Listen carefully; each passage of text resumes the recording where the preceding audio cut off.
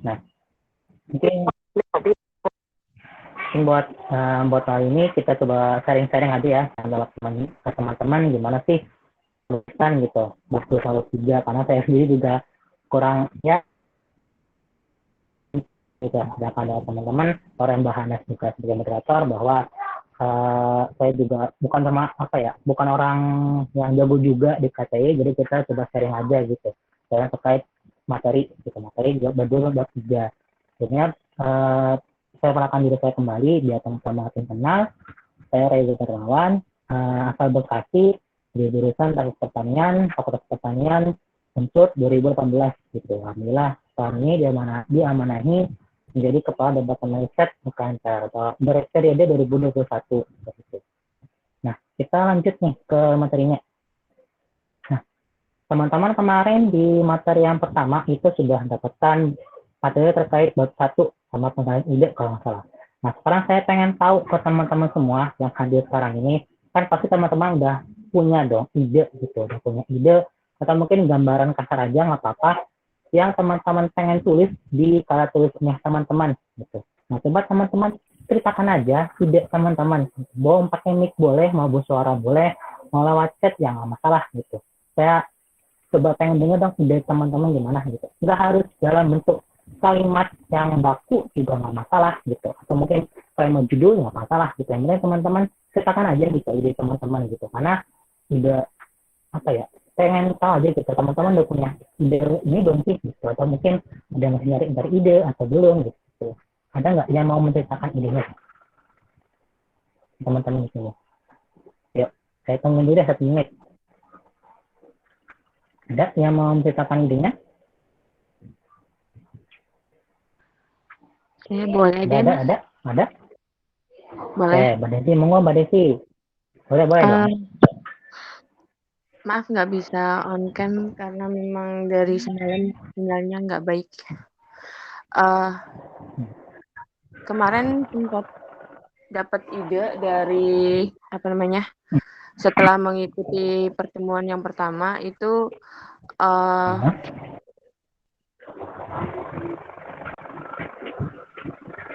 pertemuan pertama yang sama Mbak Inga itu dapat ide satu terkait tentang sebuah teknologi gitu, tapi hanya sekedar desain konsep gimana teknologi ini tuh tujuannya untuk bisa mendeteksi uh, daging gitu, daging merah ya. Kan daging merah itu ada indikasi juga bisa jadi itu daging babi gitu. Nah, itu teknologi itu tuh lebih ke situ. Dan yang sudah ada itu kan hanya teknologi yang bisa mendeteksi kandungan boraks atau mungkin formalin dan lain sebagainya gitu. Nah, yang mendeteksi analisis daging merah, ini daging babi atau sapi itu atau daging lainnya itu belum ada. Nah, itu baru kepikiran seperti itu, Mas. Kalau ide saya. Sama-sama Mbak Desi. Begitu kan Mbak Desi? Wah, idenya amat tebak nih. Jadi udah Mbak Desi coba gitu mau ngebuat teknologi, ngebuat desain teknologi yang bisa mendeteksi daging ini daging merah ini daging babi atau bukan ya gitu. Itu mantap banget teknologinya. Teman-teman lain ada yang mau ceritain lagi idenya selain Mbak Desi? Mau moderator mungkin Bahana mau sharing idenya? Kalau misalkan Bahana punya gitu, nggak apa-apa. Sambil apa ya? Sambil coba menggali-gali lah idenya gitu. Ada lagi teman-teman yang mau menceritakan idenya? Ada? Moderator mungkin? Moderator? Ada? Belum punya, Mas. Punya apa-apa. Oke, sudah lagi teman-teman? Oke. Kalau misalkan nggak ada, nggak apa-apa gitu. Karena semoga dari teman-teman sini juga setelah bab 2, bab 3 ini, setelah materi hari ini, teman-teman bisa dapat ide yang lebih banyak lagi gitu ke depannya. Nah, kita lanjut karena kita kemarin sudah membahas tentang bab 1 sama pengalihan ide, saya melanjut tentang bab 2 sama bab 3. Nah, tapi sebelum saya lanjut, teman-teman harus tahu dulu nih gitu, apa sih yang dimaksud dengan KTI atau karya tulis ilmiah. Nah, jadi teman-teman, KTI adalah sebuah karya tulis yang disusun berdasarkan pendekatan metodik ilmiah yang ditujukan kepada kelompok pembaca tertentu dan disajikan menggunakan gaya format tertentu yang baku. Jadi KTI itu merupakan sebuah apa ya? Sebuah karangan ilmiah yang teman-teman gunakan untuk kepada yang ditujukan ke kelompok tertentu dan gaya format juga kayak bahasa yang baku, teman-teman. Nah, teman-teman, KTI itu juga dibagi menjadi dua KTI atau dua bentuk gitu. Ada karya tulis ilmiah yang berdasarkan gagasan, ada karya tulis ilmiah yang berdasarkan penelitian ilmiah. Nah, bedanya apa? Bedanya itu kita bahas di slide selanjutnya. Sekarang saya mau bahas dulu terkait struktur KTI. Nah, teman-teman, di struktur KTI itu ada 6 pembahasan. Yang pertama ada bab 1, yang kedua ada bab 2, bab 2 ilmu pustaka, bab 3 metodologi, bab 4 itu pembahasan, dan bab 5 kesimpulan. Sama terakhir ada pustaka. Karena kemarin kita sudah bahas bab 1, sekarang saya coba masuk ke bab 2 terlebih dahulu terkait ilmu pustaka, sama bab 3 terkait metodologi penelitian. Gitu, teman-teman. Menanya dulu deh, suara saya kurang keras atau masih ini loh? Masih apa namanya? Masih kecil lah gitu. Apa udah cukup? Cukup ya, moderator, suaranya lumayan keras. Cukup, Mas. Oke, terima kasih. Nah, sebelum kita masuk ke bab 2, teman-teman, kita harus tahu dulu nih pengertian dari tinjauan pustaka, atau kita bahasa lainnya kajian teori, atau mungkin ada teori, atau kajian pustaka, atau sebagainya lah gitu yang sama. Nah, teman-teman, tinjauan pustaka adalah sebuah ulasan yang berkondisi dengan penelitian terdahulu yang punya kandungan objek terkait apa yang teman-teman permasalahkan yang akan teman-teman tuliskan di dalam kata teman-teman. Dan isinya adalah tentang kajian teoritis yang sudah dilakukan atau mungkin dibuktikan kebenarannya terlebih dahulu gitu. Soalnya tadi, kalau misalkan saya boleh bahas, tadi Mbak Desi mau membuat penelitian tentang teknologi desain deteksi daging gitu misalkan. Nah, berarti nanti isi Mbak Desi itu ulasannya berbentuk sebuah kajian teori yang memuat teknologi tentang daging sapi, misalkan ada daging babi gitu. Daging babi itu seperti apa sih bentuknya gitu. Terus daging babi itu karakteristiknya apa aja gitu. Terus daging babi ini juga kandungannya apa aja gitu. Nah, itu kita bahas itu ulasannya.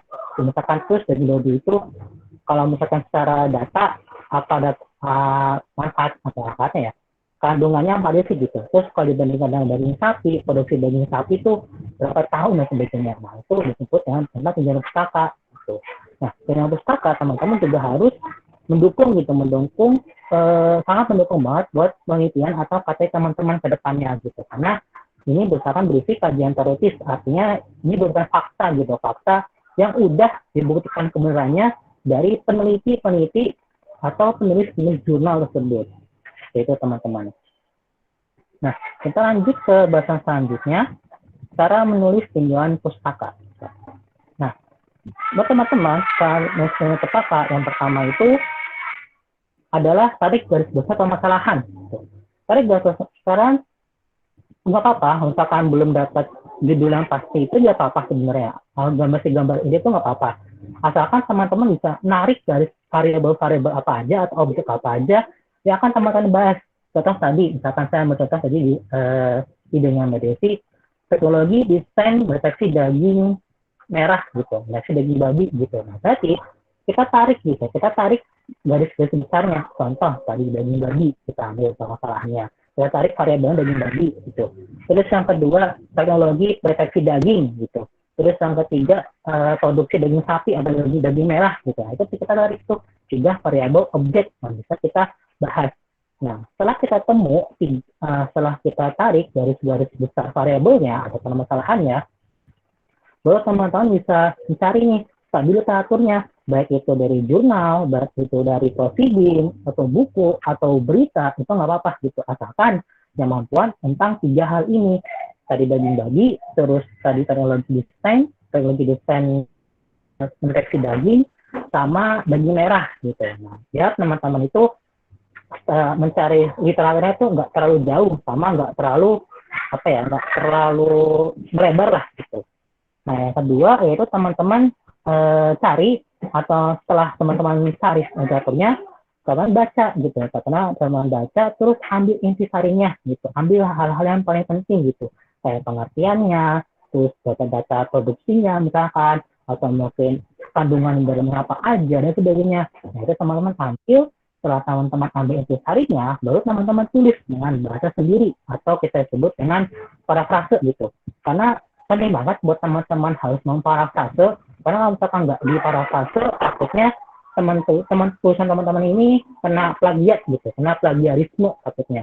Karena kan banyak banget nih teman-teman yang kadang nemu kajian teori atau nemu pustaka tuh langsung kopas semua gitu. Saya tak tahu kopasnya satu jurnal malah, itu kan bahaya banget gitu, malah takutnya nanti kena plagiarisme gitu. Nah, saran saya sih coba latihan parafrase gitu, latihan nulis dengan bahasa sendiri gitu, dengan intisari yang telah teman-teman dapatkan. Setelah itu baru teman-teman susun sesuai urutannya. Kami nggak pakai tulisannya.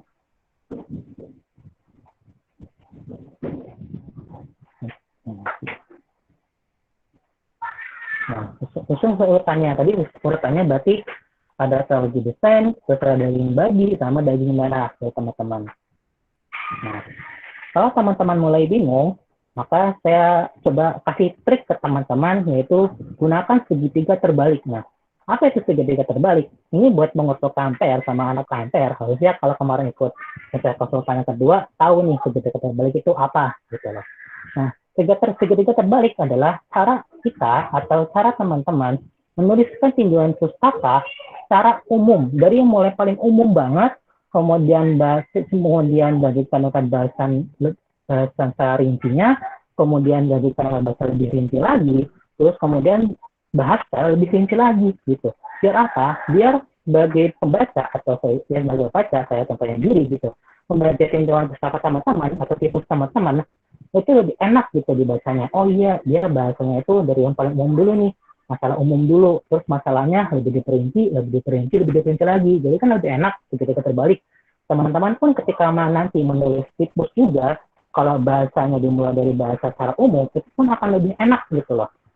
Akan lebih enak mencarinya gitu. Kayak misalkan bahasa lebih umum kan, nama juga umum lah gitu. Pasti literaturnya juga lebih banyak gitu. Terus caranya lebih mudah gitu. Terus lebih rinci lagi, mencarinya mungkin agak lumayan sulit.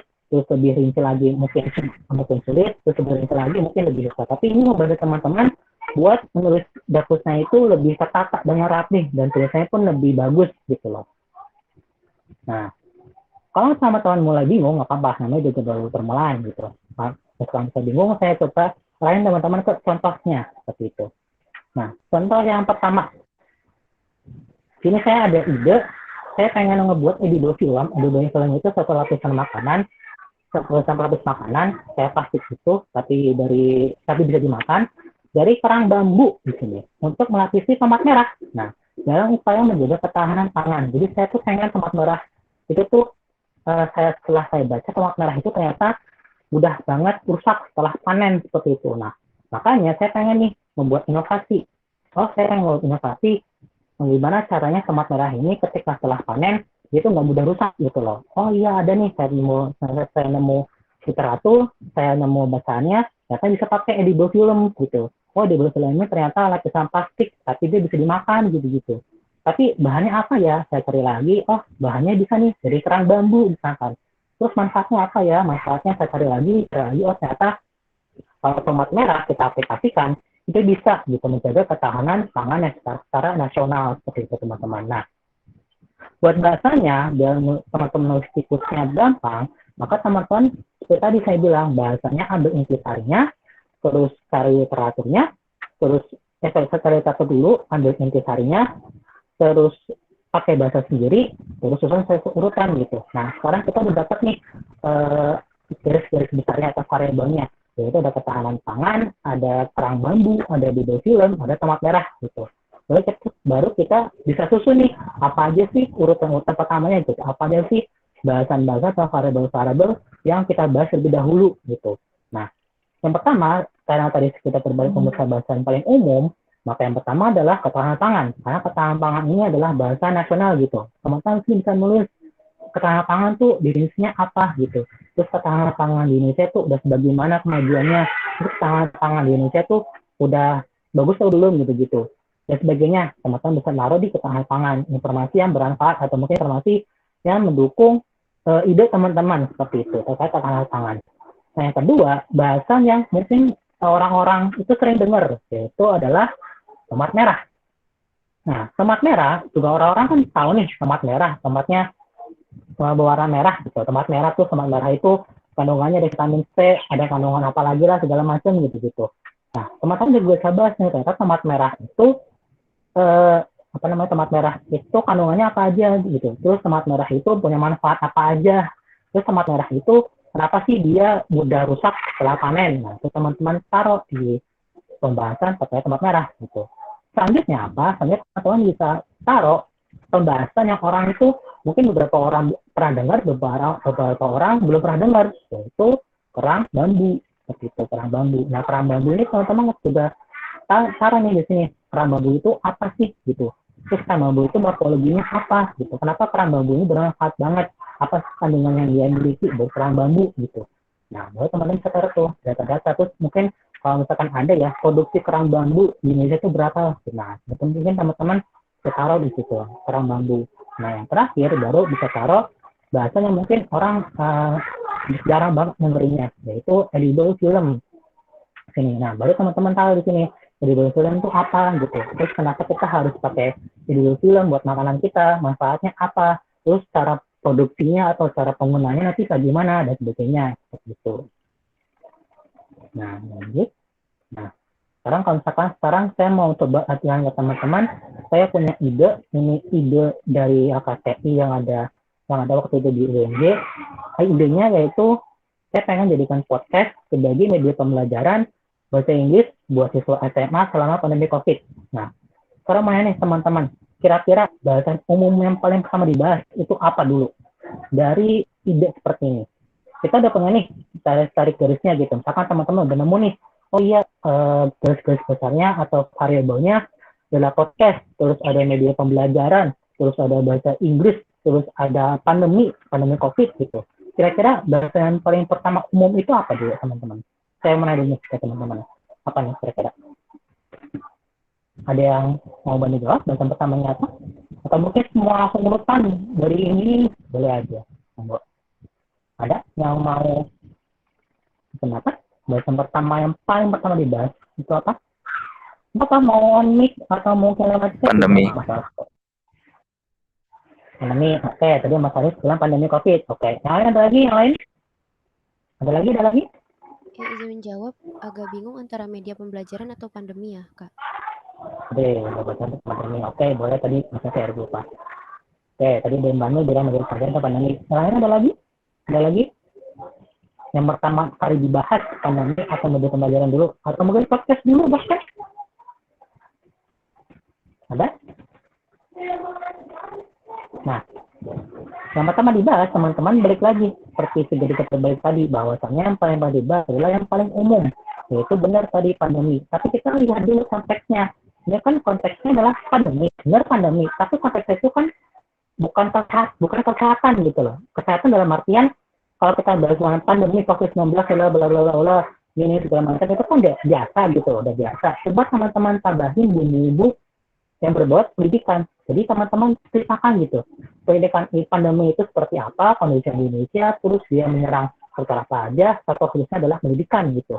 Baru teman-teman ceritain pendidikan itu apa sih gitu pengertiannya, terus pendidikan di Indonesia itu sebelum pandemi dan saat pandemi itu seperti apa gitu. Apakah penggunaannya seperti apa, pembagiannya seperti apa gitu. Teman-teman jelasin di sini. Nah, setelah itu ada lagi. Setelah pandemi, ada yang mau bersuara lagi, setelah pandemi mau apa lagi yang harus dibahas setelah pandemi. Jadi bahasanya yang pertama secara umum, oke. Sekarang bahasanya lebih rinci. Ada yang mau berpendapat setelah pandemi? Halo? Ada?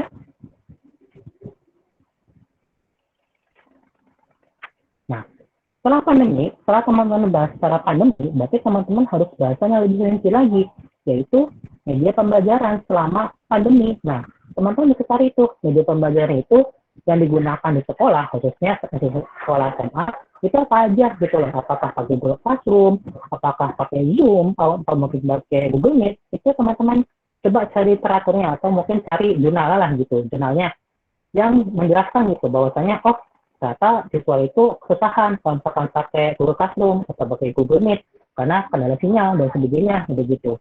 Nah, teman-teman jelasin itu efeknya apa gitu selama media pembelajaran tersebut yang digunakan selama pandemi seperti itu. Nah, setelah bahasan rinci, kita bahas lagi nih, lebih rinci lagi. Ada yang tahu lagi nggak lebih rinci lagi itu apa? Bahasanya ini kurang podcast sama bahasa Inggris, selama bahasa Inggris. Ada yang tahu bahasan lebih rincinya lagi apa? Podcast. Bahasa Inggris.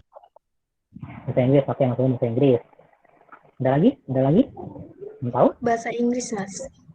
Bahasa Inggris, Mas. Oke. Setelah kita tahu media pembelajarannya apa, baru teman-teman bisa cari, ternyata media pendidikan atau teknologi pendidikan dalam bahasa Inggris gitu. Karena bahasa Inggris ini kan kalau bisa dibilang mau merujuk ke ide teman-teman itu podcast gitu. Jadi kan teman-teman mau merujuk ke podcast sebagai media pembelajaran buat bahasa Inggris gitu. Baru kita teman cari gitu.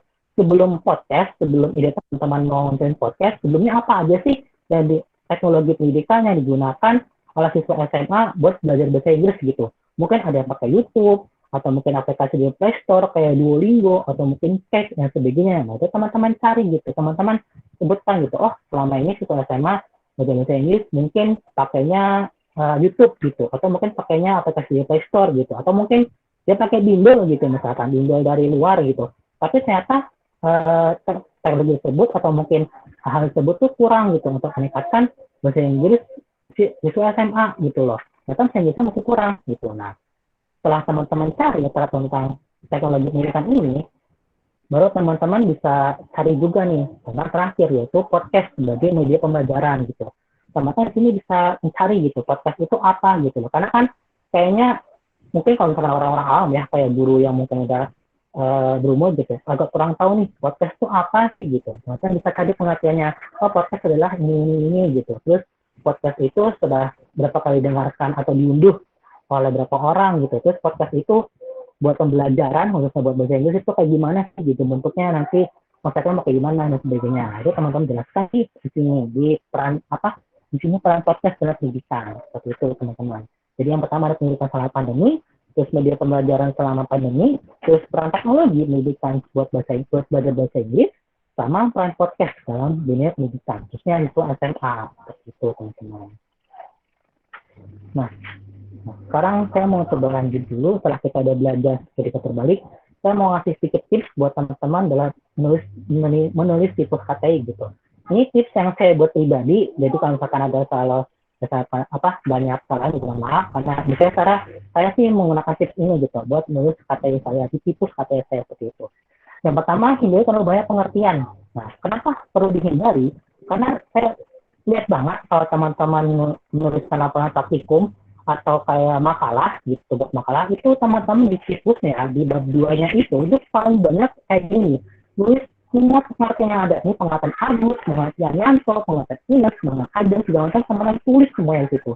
Nah, kalau buat tugas atau mungkin laporan sih ya pakai aja gitu. Tapi kan kata teman-temannya kan buat lomba gitu, buat lomba keluar gitu, buat mungkin nanti teman-teman mau kalau misalkan buat skripsi juga bisa gitu loh. Masa sih ya isinya mau pengertian semua kayak gini kan gak baik gitu loh. Maka itu saran dari saya, cukup teman-teman kasih satu pengertian aja gitu loh. Cukup teman-teman berserah memilih mana aja. Mau milih pengertian dari Agus, mau milih dari Yanto, mau milih dari Ines, atau dari Ajeng gitu loh. Nih kalau saya pribadi, saya bakal milih pengertian dari Ajeng gitu loh. Karena pengertian Ajeng ini lumayan cukup baru tahun 2020 seperti itu. Jadi dan menurut saya teman dari Ajeng ini juga cukup membantu gitu loh buat jelaskan semua pengertian-pengertian yang ada gitu. Nah, tips saya juga teman-teman coba perbanyak data gitu, perbanyak data dan infografis yang mendukung. Dan misalkan di sini teman-teman dapat nih pengertian pendidikan dari Ajeng gitu. Pengertian adalah pendidikan adalah hak segala bangsa gitu misalkan. Nah, buat teman-teman cari gitu, coba cari data yang mendukung kayak misalkan pendidikan ini kualitasnya udah tingkat berapa sih gitu. Terus jumlah pendidik atau tenaga pendidik di Indonesia itu per 5 tahun terakhir tuh seberapa banyak sih gitu. Nah, teman-teman coba cari di situnya, coba cari tambahkan data infografis yang bisa teman-teman cari gitu loh pengertiannya.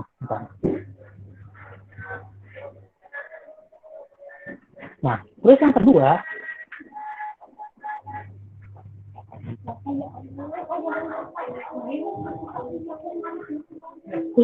teman-teman bisa mengambil dari kutipan dalam kutipan gitu teman-teman. Nah, kalau dari saya pribadi, kalau buat kata saya pribadi, saya itu coba buat nggak pakai kutipan dalam kutipan seperti ini. Misalkan saya punya kutipan kayak gini, tidak kutipannya kadang-kadang itu keamanan pangan merupakan upaya untuk mencegah pangan dari cemaran. Ini kutipan dari NIDA 2019 dalam bunyi 2018. Kan contoh ya, contoh seperti ini.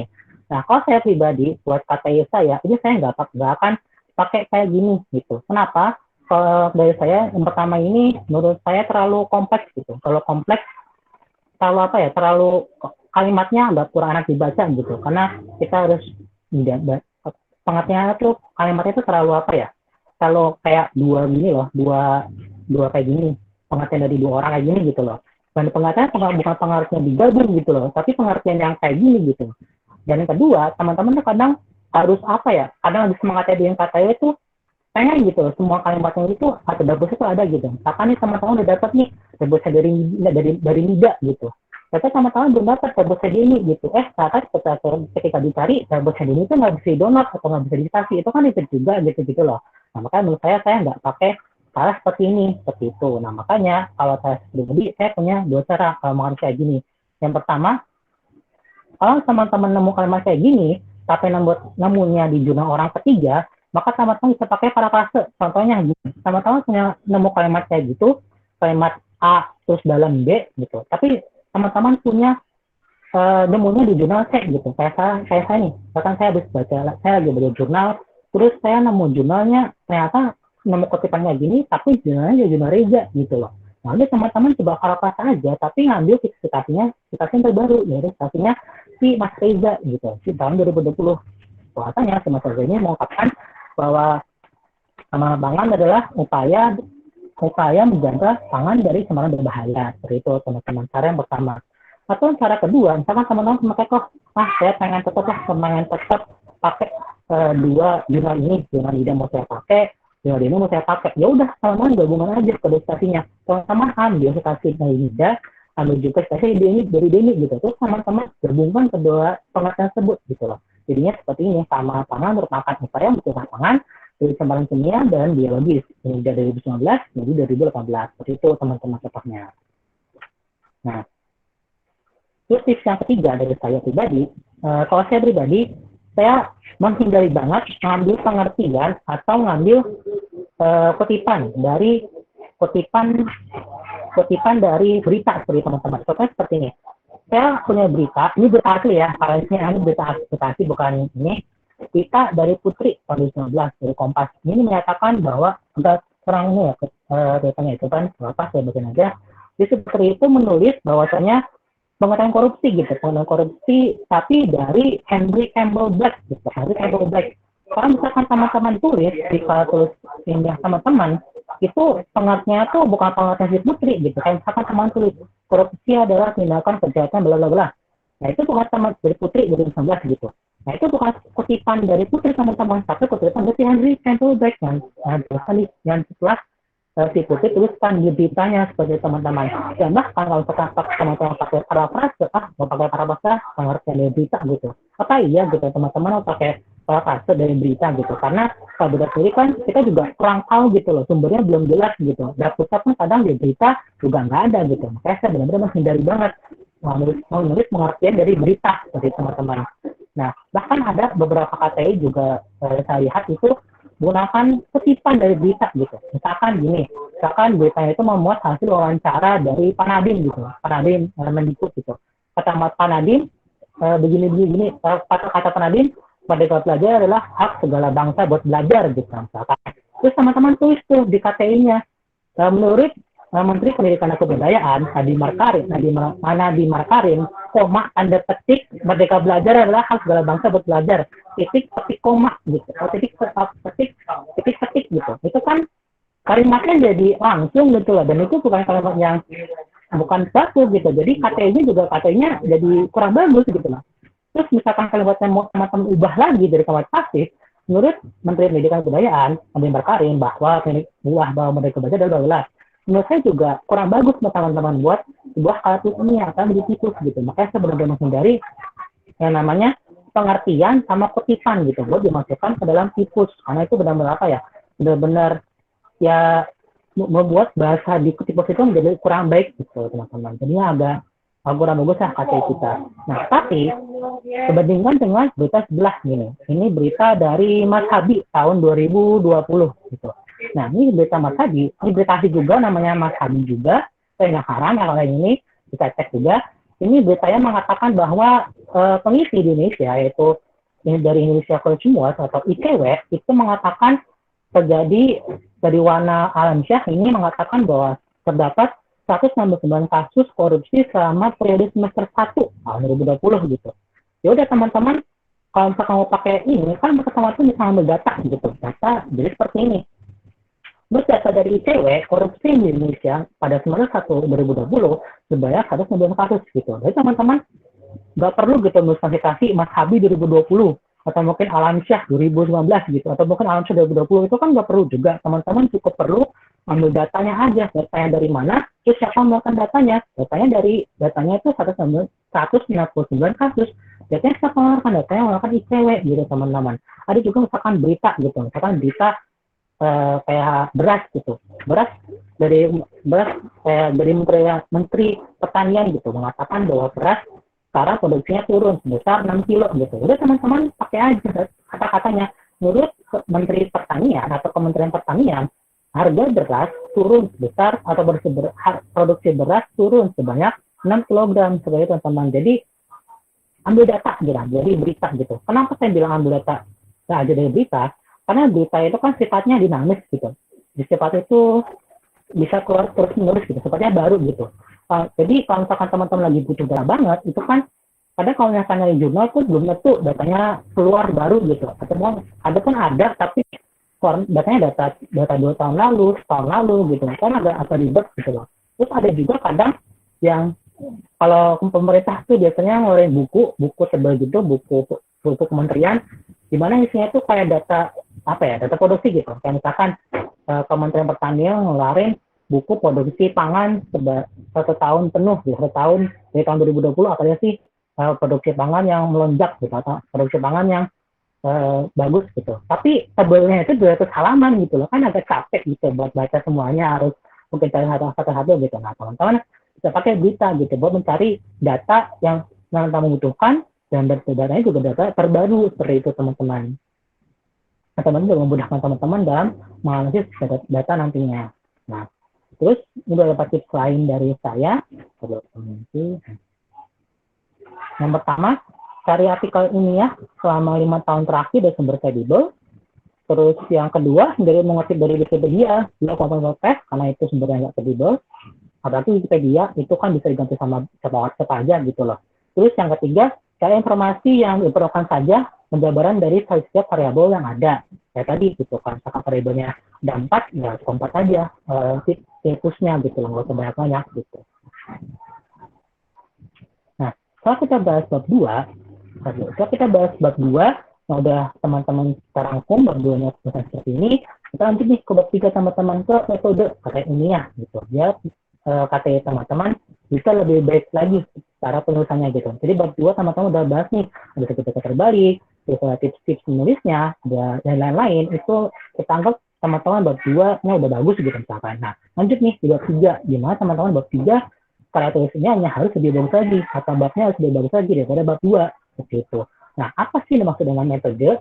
Metode adalah cara atau langkah dalam menyelesaikan masalah dan menjelaskan ide dalam kata teman-teman gitu. Jadi sini merupakan langkah-langkah teman-teman buat menyelesaikan ini masalah yang ada, sama gimana menjelaskan ide teman-teman gitu. Contoh tadi saya lagi idenya berarti teknologi desain deteksi daging babi gitu misalkan. Tapi masalahnya adalah bagaimana cara menyelesaikan, bagaimana cara membuat teknologi ini lebih baik gitu. Terus teman-teman bisa menjabarkan gitu ide-idenya nanti langkah-langkah seperti apa aja. Oh, mungkin langkah pertamanya membuat desain dulu, atau mungkin mengumpulkan bahan dulu, dan sebagainya gitu. Nanti kita bahas di bab 3.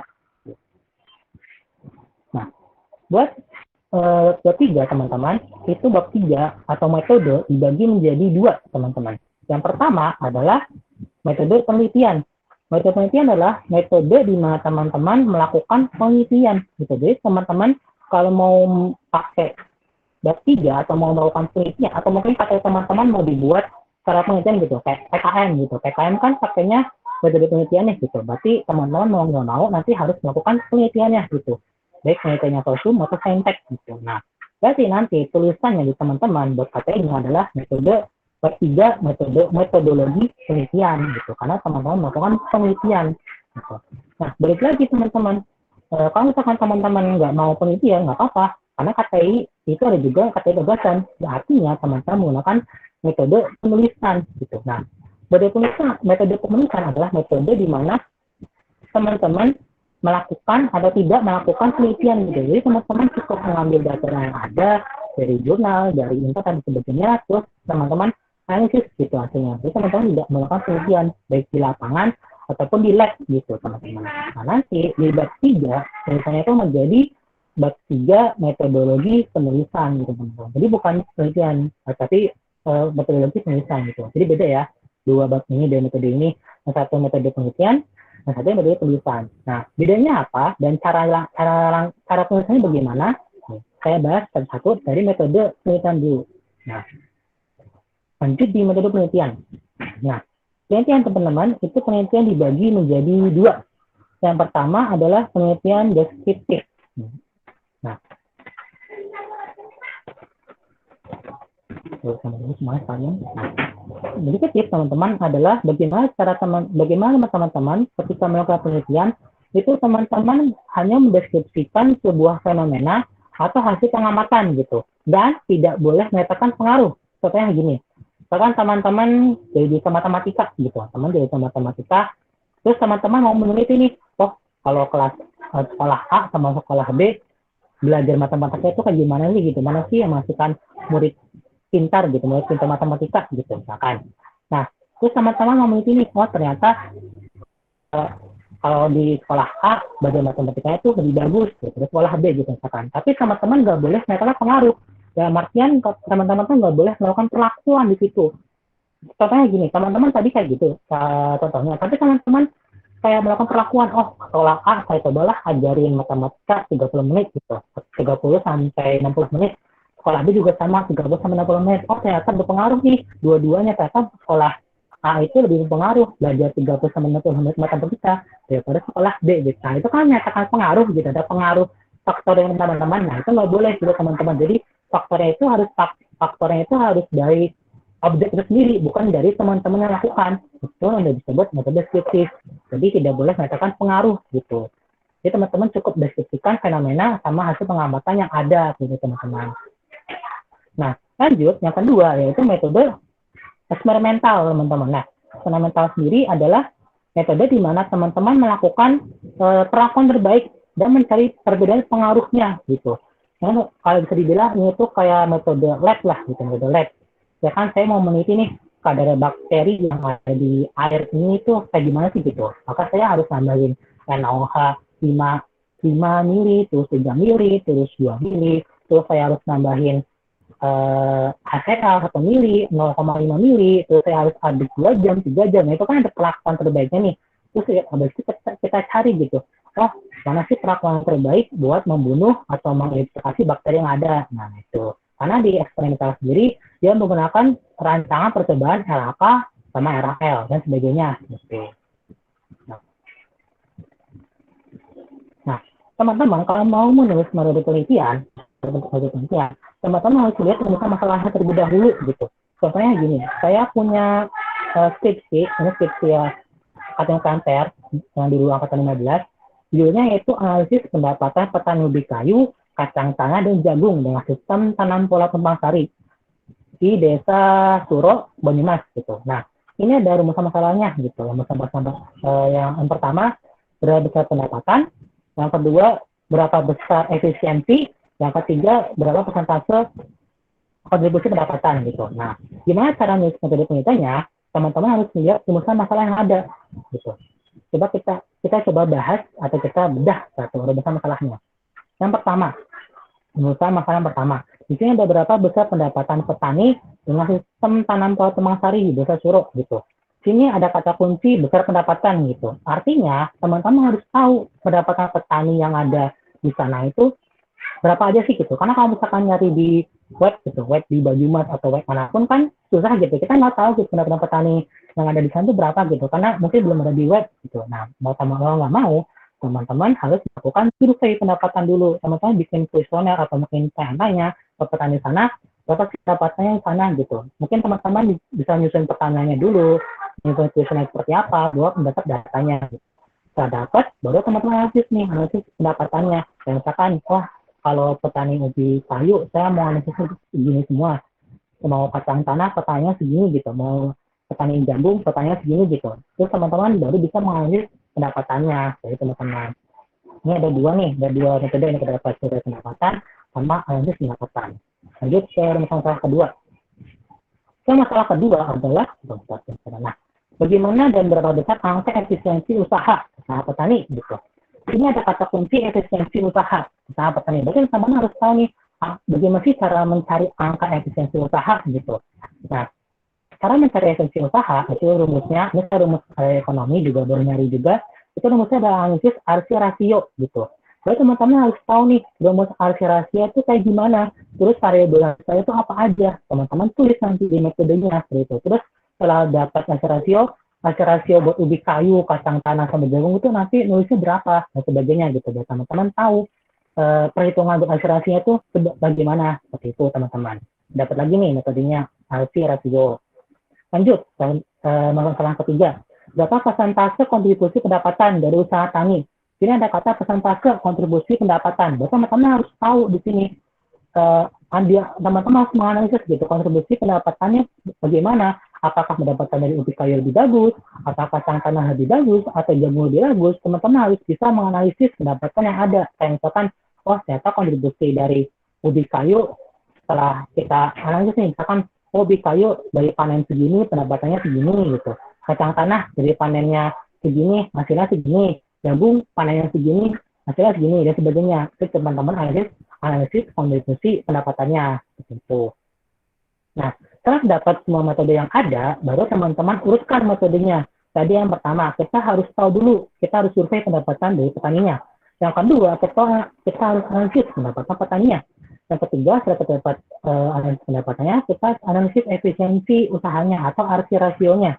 Terus kita analisis nih, yang keempat, analisis kontribusi pendapatannya. Nah, ini baru metode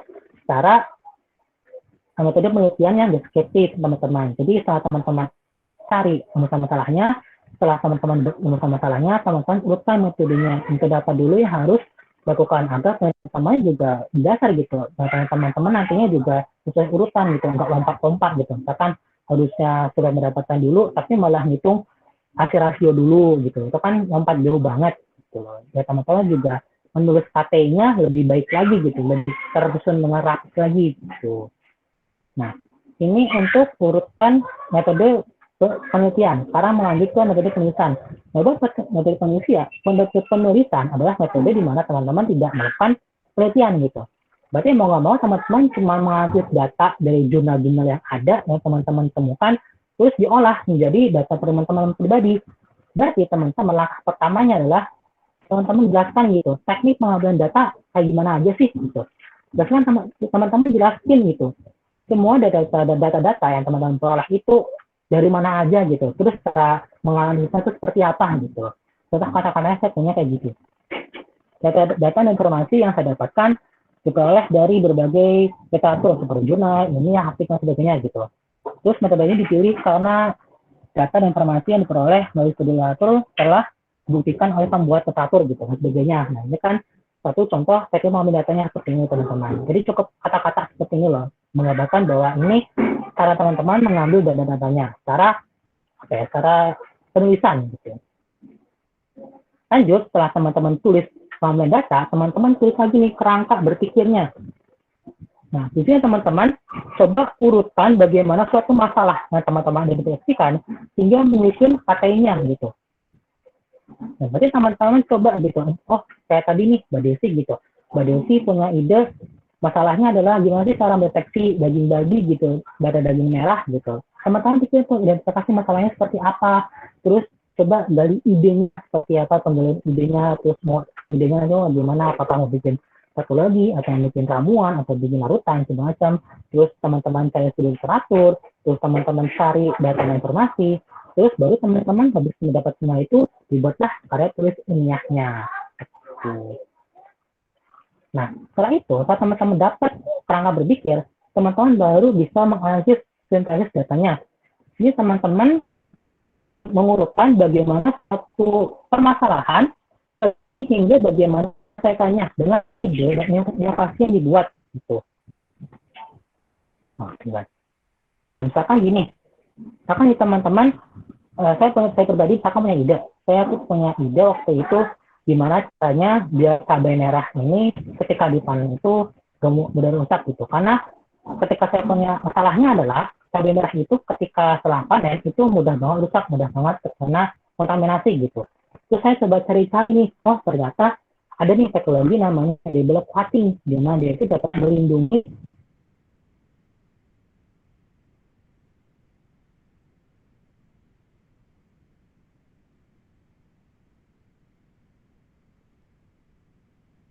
terus saya cari lagi belakangnya itu berasal dari hewan apa gitu. Ternyata saya nemu kitasan itu berasal dari cangkang kerang hijau. Dan cangkang kerang hijau ini juga belum manfaatnya secara optimal. Karena cangkang kerang hijau ini punya potensi vitamin yang bagus, tapi sering jadi limbah di masyarakat gitu. Makanya saya dari masalah itu saya ubah menjadi sebuah gagasan atau ide yaitu ekotin. Label coating kitasan dari cangkang kerang hijau. Yang dimana manfaatnya itu yang pertama buat jangka pendek untuk mengurangi tingkat kerusakan cabai merah dan jangka panjangnya buat menjaga keamanan pangan secara nasional seperti teman-teman. Dan buat ini, buat analisis data, saya sarankan teman-teman bisa membuat dalam bentuk bagan gitu, karena biar lebih ke arah juga dan sebagai juri pun membaca juga lebih enak gitu daripada membuat teman-teman secara paragraf itu kan membuat juri bingung lah, buat juri bingung dan juga kayaknya kurang efisien nih gitu buat ditulis. Dan juga kalau teman-teman KTI teman-teman dari bab 1 sampai 3 sekarang paragraf terus, tulisan terus kan mata juri juga capek gitu. Nih kok KTI kebanyakan data, kebanyakan paragraf, kata-kata mulu, kan teman juri tuh butuh penyegaran gitu. Nah, cara penyegarannya adalah dengan membuat tabel seperti ini teman-teman. Nah, setelah itu teman-teman bisa mengambil kesimpulan awal gitu, kesimpulan awal atau hipotesisnya. Dengan teman-teman bisa menuliskan dugaan sementara hasilnya tuh hasil akhirnya kira-kira seperti apa gitu loh. Karena mungkin emang penelitian ini bukan penelitian secara ini ya, bukan penelitian yang harus di lab atau penelitian tadi ya, penelitian harus dilakukan secara langsung, tapi teman-teman bisa menduga dulu gitu, kira-kira dari data yang teman peroleh hasilnya akan seperti apa sih gitu. Contohnya seperti ini yang saya tulis. Berdasarkan permasalahan, ekoton ini bisa menjadi pelindung dan mempertahankan cabai merah dan bisa menjaga keamanan pangan nasional di tahun 2045. Jadi teman-teman. Jadi contoh untuk proses awalnya. Tuh.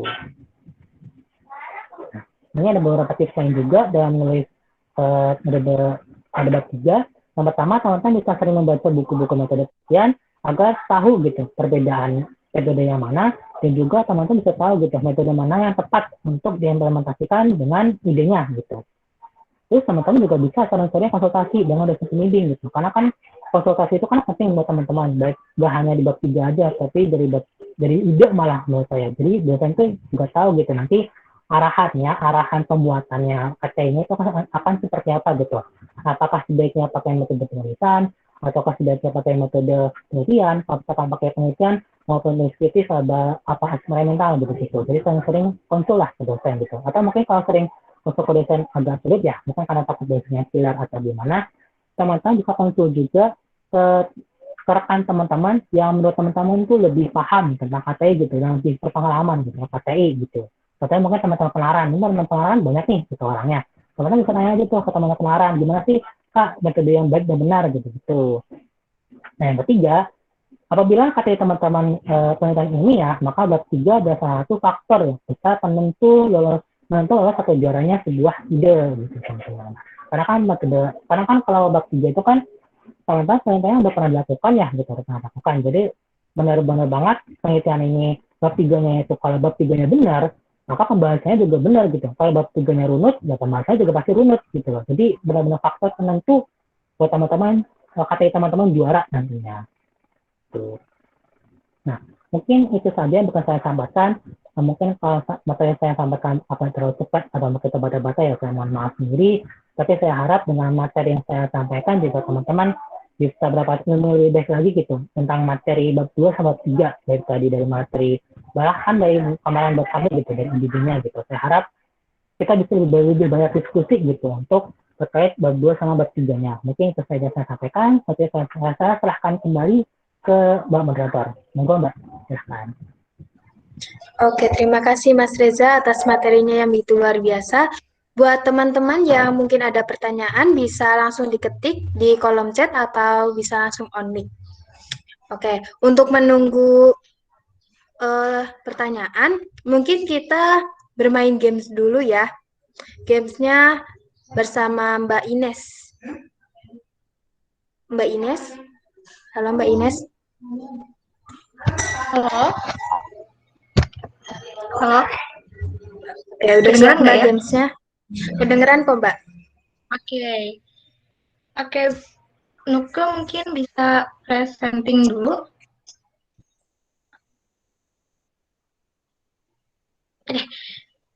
Oke, udah kelihatan ya teman-teman? Udah Mbak. Oke, oke. Jadi aku akan mandu ya buat games pada hari ini gitu. Nah, nama gamesnya ini Guess What? Guess Movie. Ya, Mas Reza boleh ikutan juga kok. Oke, nah peraturannya itu sama aja ya teman-teman kayak kemarin, yaitu benar itu plus 4, sedangkan yang salah itu minus 1 ya. Nah, untuk ngejawabnya itu bisa mengetik angka 1 di kolom chat, nanti akan saya persilakan untuk menjawab, baru bisa dijawab ya teman-teman. Dan jangan lupa jangan langsung dijawab ya teman-teman, nanti kecontek dong sama yang lain gitu, oke? Pertama aku contoh 1 dulu ya. Coba next, Nuke. Nah, ini contohnya. Jadi, untuk games ini tuh berupa emoticon-emoticon, dan ini tuh seputar movie semua ya, film-film semua. Kebanyakan Indonesia kalau nggak salah sih, ya. Nah, ini contohnya ini. Ini tuh emoticon yang pertama itu melambangkan sebuah keluarga ya teman-teman, dan sampingnya itu cemara. Jadi jawabannya itu keluarga cemara. Seperti itu ya teman-teman. Kita mulai aja ya, teman-teman udah siap semuanya ya? Siap. Ya. Oke. Ini coba-cepatan ya. Ingat ya, tekan angka 1 dulu, baru nanti aku persilakan, baru kalian bisa jawab, oke? Oke. Next, Nuke. Ya, ini. Reza belum. Ya, dari teman-teman ada yang... Nah, ini udah kelihatan ya. Ya, silakan Ajeng. Ya, di aku Ajeng duluan sih. Gimana Ajeng? Apa jawabannya? Oke, jawabannya Dirnatan. Benar. Gampang ya? Ya, benar. Jawabannya Dirnatan. Berarti Ajeng dapat 4 poin.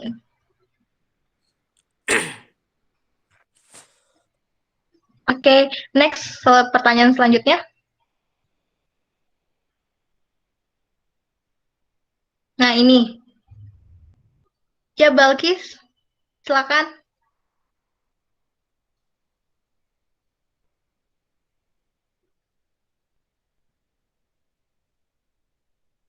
Iya, bener banget. Ada apa dengan cinta, plus 4 buat Balkis. Oke, lanjut tuh ke... Nah, ini teman-teman.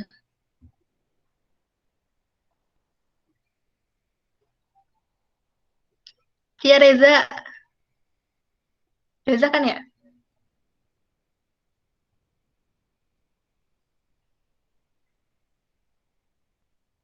Iya, bener banget Reza. Negeri Lima Menara.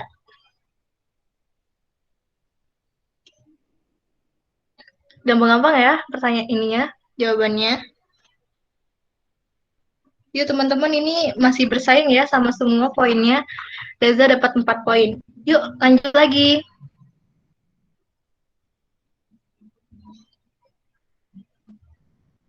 Ya ini. Silakan teman-teman. Ayo gampang loh ini. Gampang banget ini yuk. Ini film Indonesia ya. Iya Balkis.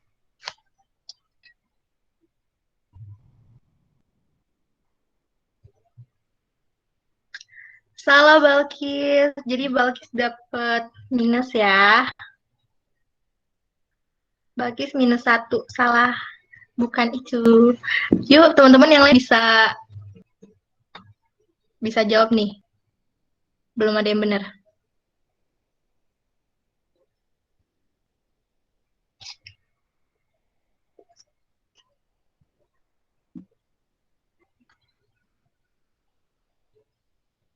Ini karena itu kayak ibu hamil kali ya. Jadi 2 garis biru. Yuk teman-teman ada yang bisa? Maaf ya ini yang buat emang gitu.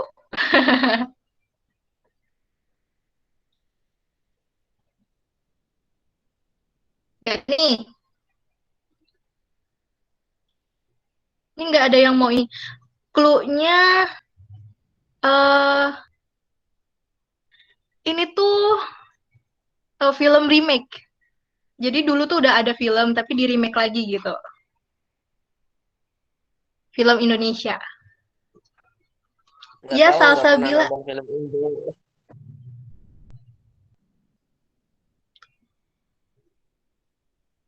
Ih, lengkap lagi Salsa.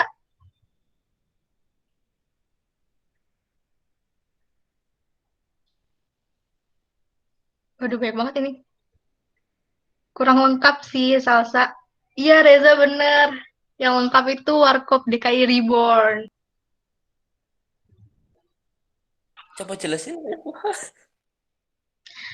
Iya, aku jelasin ya kenapa itu Warkop DKI Reborn. Coba di sebelumnya. Nah, itu kan maksudnya kan kayak belanja gitu ya, Ji. Kayak kayak ya belanja kayak shop gitu lah ya. Terus itu kopi. Jadi kayak coffee shop gitu. Kan kalau coffee shop bahasa Indonesianya kan kayak warkop ya. Terus habis itu Jakarta itu DKI gitu. Orang hamil tuh Bang, maksudnya reborn gitu. Melahirkan. Seperti itu. Ya nggak receh banget yang bikin mantap. ya. Ya Reza, tadi plus ya. Tadi salsa kurang kurang dikit lagi.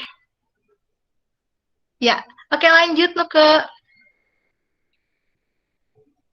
Aku. Satu. tekan 1 Ji. Udah. Nah iya Apa Panji. ya? Bentar. Iya.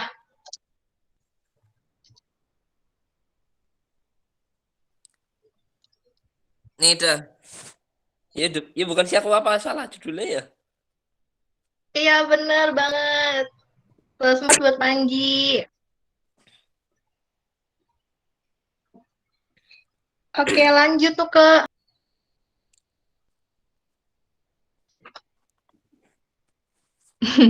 Oke. Ini teman-teman silakan. Iya Panji lagi. Aku kayaknya. Wah, Panji menyusul Reja nih. Apa Panji? Aduh, itu kan susah. Go Merit bukan ya?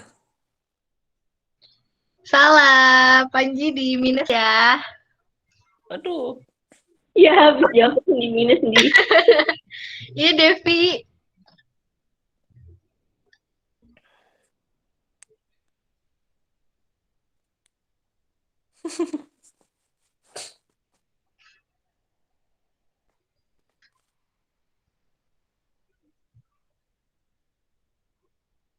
Iya, Salah juga Devi. Devi minus ya, mohon maaf. Oh, Aina ya mau nyoba? Iya bener banget Ainanya teman tapi menikah. Yang bener tuh teman tapi menikah ya. Ainanya dapat plus 4.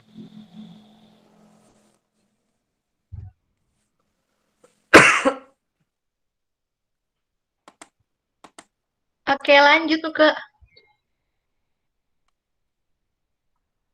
Iya itu temenin kok gandengan. Nah ini ME terus tanda jempol gitu. Apakah itu? Ya teman-teman bisa tekan angka 1 dulu ya.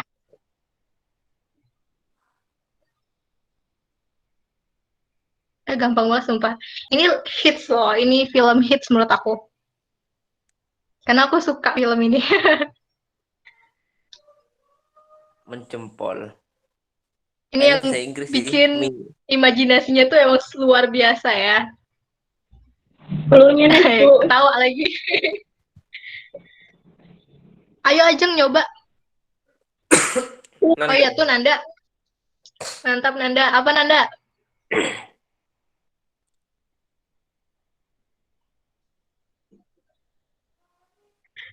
Mohon maaf Nanda, salah ya. Yuk teman-teman masih ada punya kesempatan, Nanda salah nih. Nanda aku minus ya.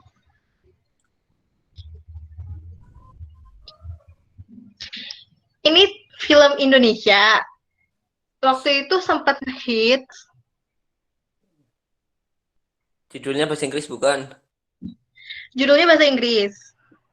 Sudah kuduga. Mohon maaf Salsabil Rahmadina, kamu yang buat ini ya, jangan ikutan. Ngatat ya si Salsa.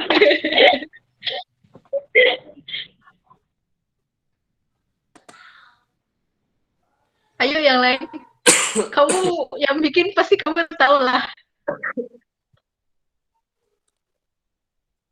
Gak apa-apa sih bahasa Inggris judulnya, tapi film Indonesia. Aku kasih clue lagi deh. Ini pemainnya itu siapa ya?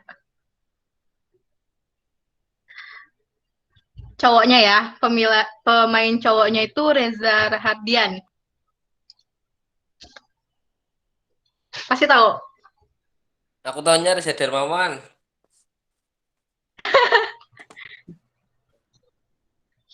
Reza Darmawan bukan pemain film. Ada preset. Enggak ada yang tahu teman-teman. Nggak tahu.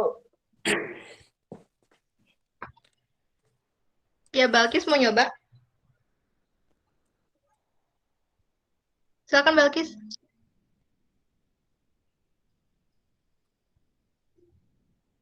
Iya, tepat banget. Bener, Balkis.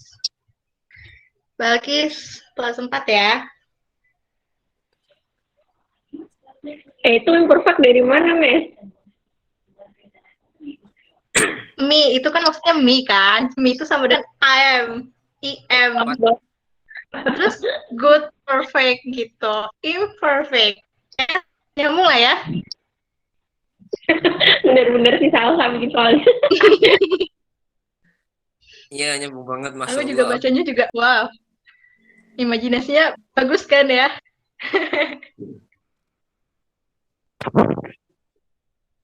Oke, lanjut. Masih ada kan ya?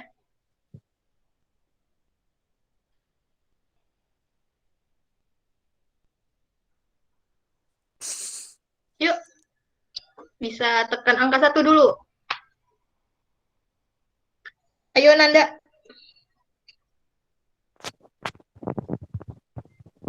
Apa Nanda?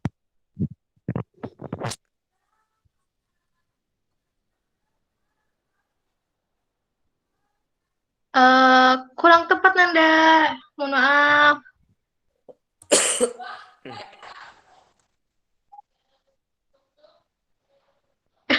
Bukan nanya kamu, Jeng. Get married, aku kayak ini nih. Yuk, jangan lupa undangannya aja. Iya, Panji mau nyoba? Get married. Dia tadi get married mulu, Panji mau married ya. Enggak kepingin. Jawabannya salah ya, Panji. Masih kurang Aduh. tepat. Ini Ainaya ya? Ainaya dulu kan ya? Kurang tepat dikit lagi. Ainaya maaf banget ya. Kurang tepat, masih dikit lagi. Devi mau nyoba? Devi kurang tepat. Ini judulnya Indo ya? Kurang tepat. Ya, Ainaya mau nyoba lagi. Ainaya ini ya, gigi banget ya.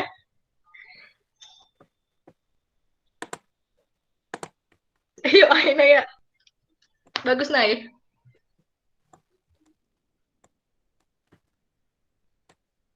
Mana Naya?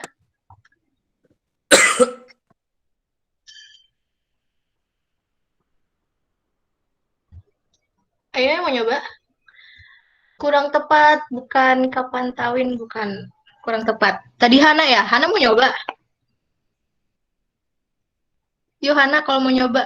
Hana tahu nggak? Enggak kan ya? Bukan Hana kan yang buat? Oh, bukan. Ya, nggak apa-apa nyoba aja. Kapan kawin belum tepat ya Hana? Kok Naya? Hana. Tadi siapa lagi ya? Oh, Elna. Elna mau jawab? Elna dulu nggak sih di aku? Tadi abis Hana langsung Elna. Mantap, di sini banyak minus ya.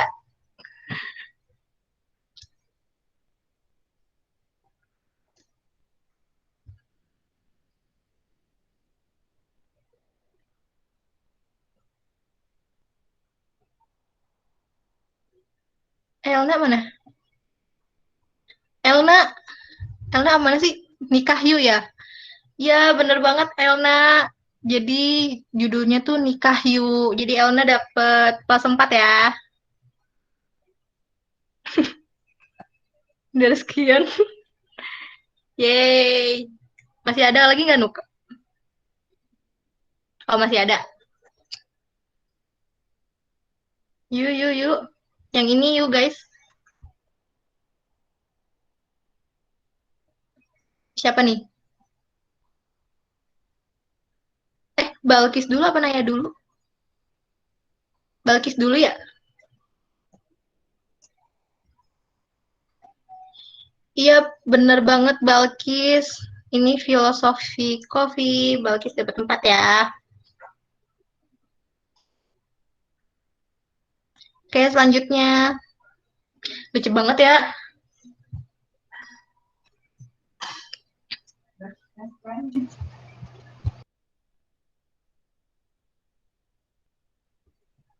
Iya, waduh banyak banget ini. Siapa nih? Yuk, Salsabila.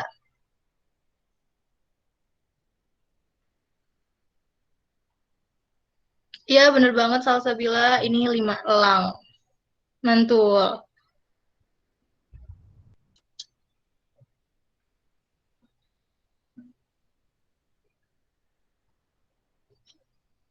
Oke, next. You next. Oh, udah. Oke, yuk.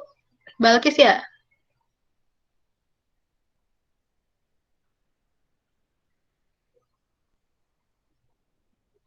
Ayo bisa langsung ketik aja Balkis. Bentar, kayaknya... Aduh, aku lupa. Oh, salah Balkis. Bukan itu jawabannya. Yuk, teman-teman yang lain masih bisa ngambil kesempatan nih. Balkis minus ya.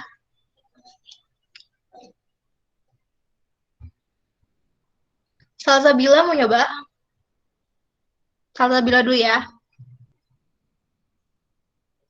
Yep, bener banget. Salsa jawabannya Cowboy Junior the Movie. Yeay.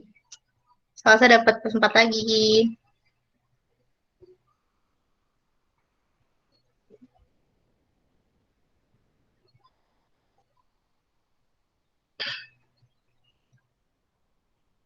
Ini anak komet pasti pada menyerbu Reza nih.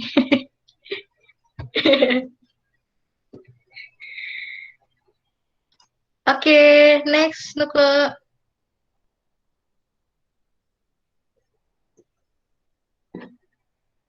Nah, Balkis yuk.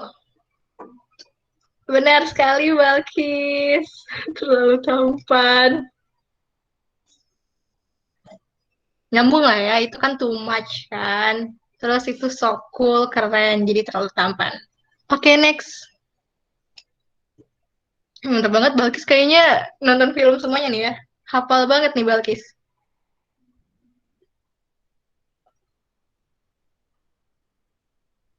Masih ada ya?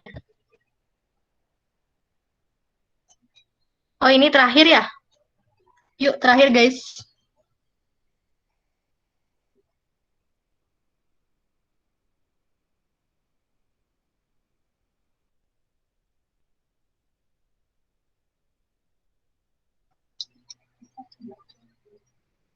Oke guys. Ini yang terakhir kalau nggak salah. Terakhir kan ini.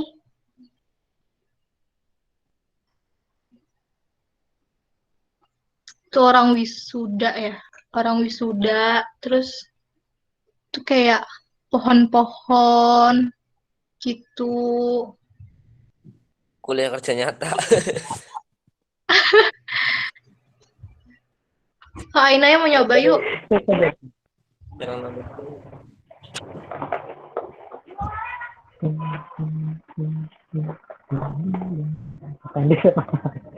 Bener banget Aina ya. Ya. Ini KKN Desa Penari. Wow. Pagi sih. Yeay. Kan belum ada filmnya. Belum ada filmnya. Kan belum ada filmnya. Oke, karena ini yang terakhir, bentar ya aku rekap dulu. Kayaknya yang paling banyak tuh Balkis deh. 8. Ya, yang menang pada sesi ini tuh Balkis. Selamat Balkis. Balkis tuh ada berapa sih ini? 14 poin. Selamat Balkis. Balkis ini banget pencinta film banget ya. Oke, nanti Balkis nanti kita chat ya untuk hadiahnya. Oke, kalau gitu sekian dari aku sesi gamesnya. Aku serahkan lagi ke Hana. Silakan Hana. Terima kasih semuanya. Oke, makasih Mbak Ines. Nah, buat teman-teman yang mungkin ada pertanyaan, bisa langsung on mic atau bisa ditulis di kolom chat ya. Ditunggu ya.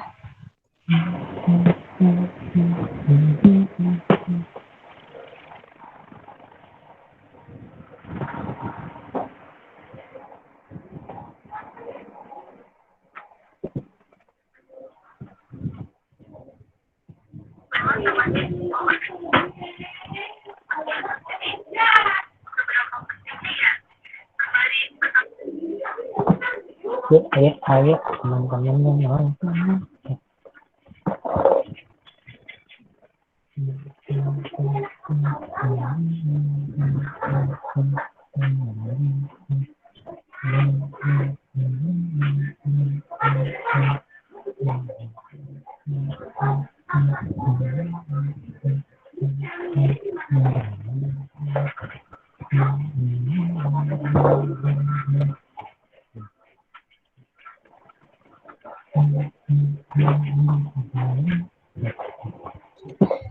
Oke, buat Mbak Balkis, mungkin ingin bertanya.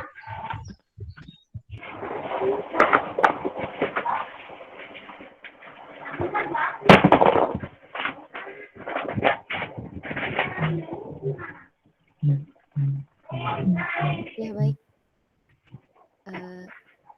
Perkenalkan saya Balkis Kasmanayu dari jurusan Kesehatan Masyarakat. Saya izin bertanya untuk Mas Reza tadi, untuk model KTI kan ada yang penelitian sama yang penulisan ya. Nah tadi kan yang kalau dicontohkan itu ada yang penelitian buat di bagian metodologi penelitian itu. Nah kalau misalnya contoh dari metodologi yang buat di penulisan tuh gimana ya Mas? Maksudnya kayak ya kan diambilnya dari rumusan masalah nih. Nah kalau yang penelitian yang kayak gimana ya metodologinya? Terima kasih. Oke, sama-sama. Ya, langsung jawab bahannya apa gimana? Oke, Mas, bisa langsung dijawab, Mas. Oke, bagus banget Mbak Balkis pertanyaannya. Kalau dari saya pribadi, kenapa tadi mencoba di metodologi penelitian, yang bertiga bentuk penelitian itu kita ambil masalah, jadi teman-teman tuh bisa tahu gitu urutan metode masalahnya apa aja gitu, metode apa aja akan digunakan. Jadi kalau misalkan tadi ada teori pendapatan, terus analisis pendapatan, sama tadi analisis kontribusi pendapatan dan sebagainya gitu. Nah, kalau misalkan pakai model penulisan, kalau saya pribadi sih biasanya apa ya, nggak langsung lihat dari masalah gitu. Misalnya masalah itu saya gunakan buat tadi berpikir, buat tadi kerangka berpikir kritis sama di analisis sintesis gitu. Karena kalau misalkan apa ya, kalau misalkan saya pakai rumus masalahnya lagi gitu buat materi metode, apa ya, kayak paling saya gunakan buat saya tahu nih kira-kira data apa aja sih yang perlu saya perlukan gitu. Jadi kan ada ini ya, ada target pengumpulan data gitu. Berarti saya cari tahu nih di masalah tuh data-data yang diperlukan apa aja gitu. Apakah data buat mencari pendapatannya atau tadi mencari kadar kandungan bahannya dan sebagainya gitu. Terus buat cari masalahnya gitu. Terus kalau misalkan dia berpikir kerangka berpikirnya, kalau saya pribadi bisa bikin sendiri atau mungkin bisa lihat dari masalah gitu. Tapi kalau ada sintesis sama keputusan apa ya? Kalau saya pribadi benar-benar ini sih nggak terlalu fokus. Kalau misalkan katanya penulisan ya, biasanya kalau saya pribadi nggak lihat terlalu langsung gitu ke masalah. Biasanya masalahnya itu saya pakai untuk nanti ikut pembahasannya tuh. Tapi intinya si rumusan masalah itu kita jadikan dasar gitu buat si metodenya gitu, metode penulisannya gitu. Ada tadi pengambilan data, terus kerangka berpikir, terus analisis sintesis datanya, sama pengambilan keputusan gitu. Jadi kita tahu nih landasan penelitiannya seperti apa gitu sih kalau dari saya Mbak. Kalau masih kurang jelas Mbak sih. Oke, terima kasih buat Mas Reza atas jawabannya. Gimana Mbak Balkis, apakah sudah terjawab?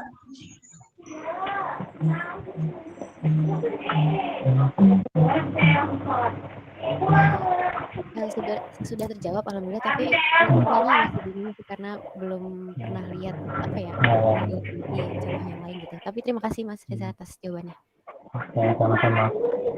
Mungkin kalau saya sedikit tambahnya Mbak Balkis, kalau ini sih gini, kalau misalkan teman-teman mau ngebuat KTI berdasarkan gagasan, kalau saya pribadi intinya jangan gunakan kayak kalau kita pernah buat PKM ya, jangan gunakan kayak langkah-langkah pengumpulan data, terus prosedur penelitian dan sebagainya gitu, atau mungkin langkah-langkah prosedur lab lah gitu. Tapi kalau misalkan teman-teman mau ngebuat KTI yang gagasan atau KTI yang berdasarkan tulisan, ya teman-teman cukup dari 4 tadi aja gitu, gimana teknik pengumpulan datanya, terus bagaimana kerangka berpikirnya, terus bagaimana cara kita menganalisis datanya, sama bagaimana teknik pengambilan kesimpulannya gitu. Itu juga udah cukup kok untuk membahas kita atau mengantarkan kita ke bab sampai bab 4 gitu sih kalau dari saya. Jadi itu sih Mbak. Jadi nggak terlalu melihat rumusan masalah secara langsung.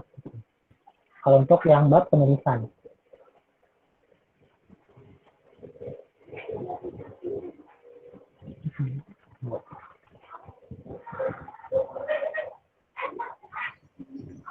Baik, sudah terjawab insya Allah ya Mas. Buat teman-teman yang ingin bertanya lagi, bisa langsung raise hand atau tulis di kolom komentar.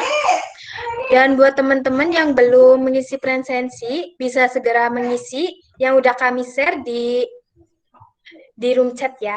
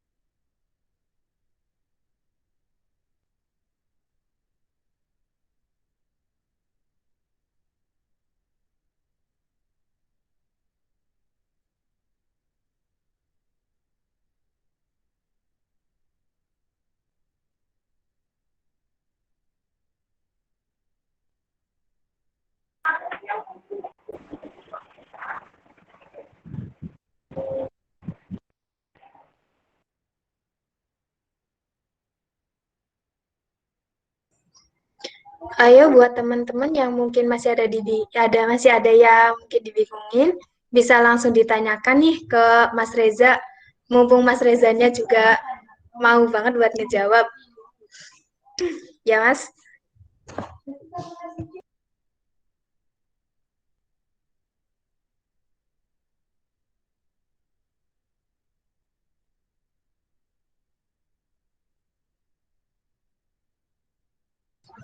Oke, ada pertanyaan nih dari Mbak Devi. Saya bacakan. Pada bab 2, bagaimana menghindari penulisan kutipan dari kata dalam? Ya, Mas. Ya, Mas. Misalnya kutipan 2 orang yang diambil dari jurnal, apakah ditulis penulis jurnal saja? Atau bagaimana? Maaf jika sudah dijelaskan, Mas Reza. Mungkin bisa langsung dijawab, Mas Reza. Oke, Mbak Pertanyaan di Devi. kolom chat. Oke, makasih Mbak Devi buat pertanyaannya, bagus banget.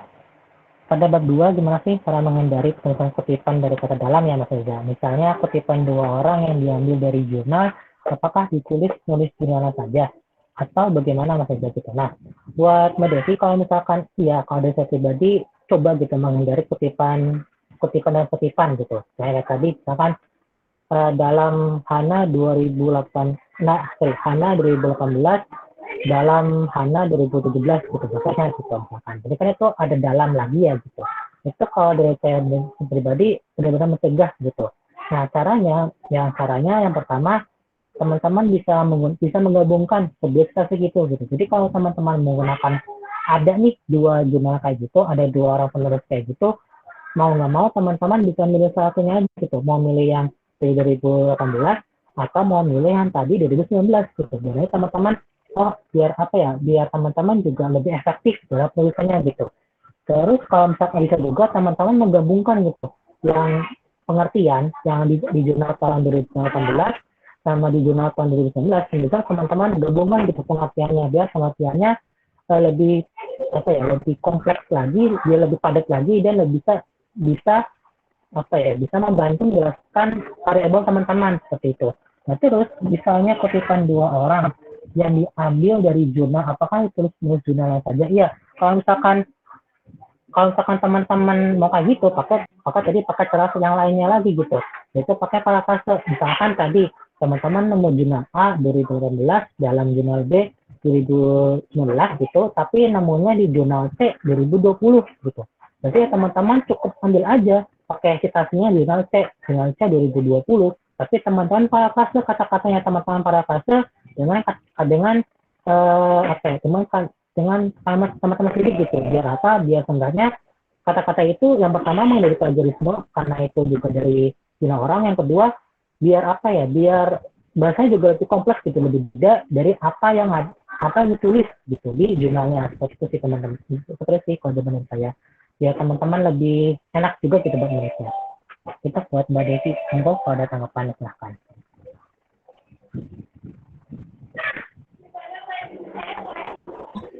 Oke, terima kasih Mas Reza buat jawabannya.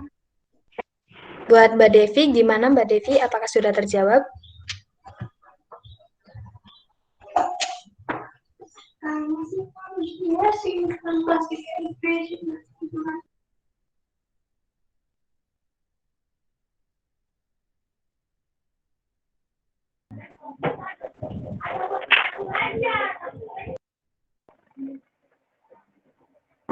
Oke, sudah terjawab ya Mas Reza.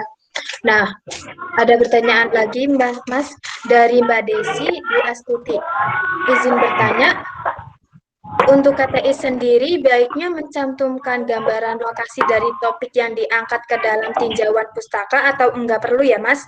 Kalau di skripsi itu kan wajib ya Mas. Nah, kalau di KTI perlu juga enggak ya? Mungkin buat Mas Reza bisa langsung dijawab.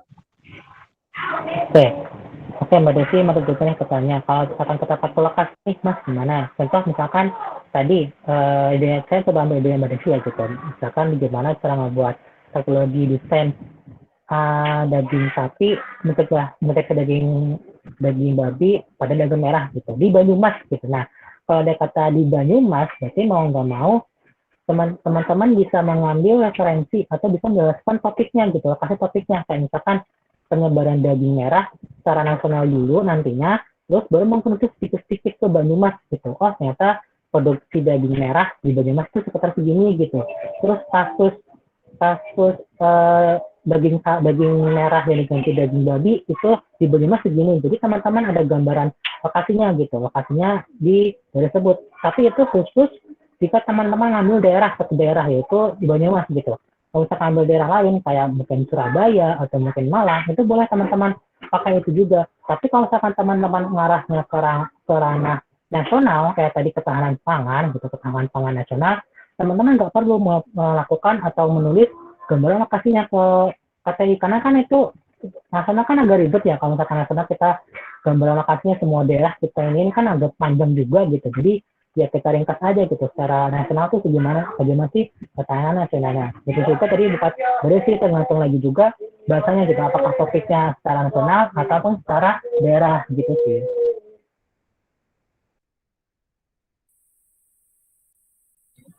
Oke, gimana Mbak Desi? Apakah sudah terjawab?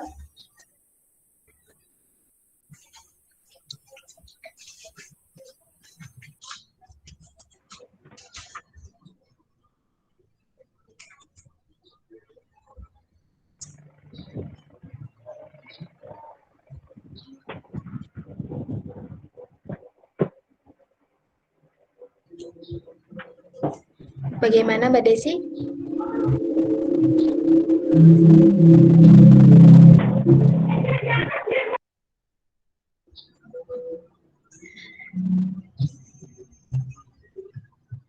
Nah, ada lanjutannya nih Mas. Berarti yang dibahas di tinjauan pustaka terkait gambaran lokasi itu bisa copas dari pendahuluan ya Mas? Biasanya kan pendahuluan juga menyangkut itu di latar belakangnya. Bagaimana Mas Reza? Oke. Kalau misalkan kita dari latar belakang udah pasti di bahas pendahuluan udah pasti gitu. Karena kan pendahuluan itu mencakup semua bab yang ada, baik itu bab 2 sampai 3 gitu.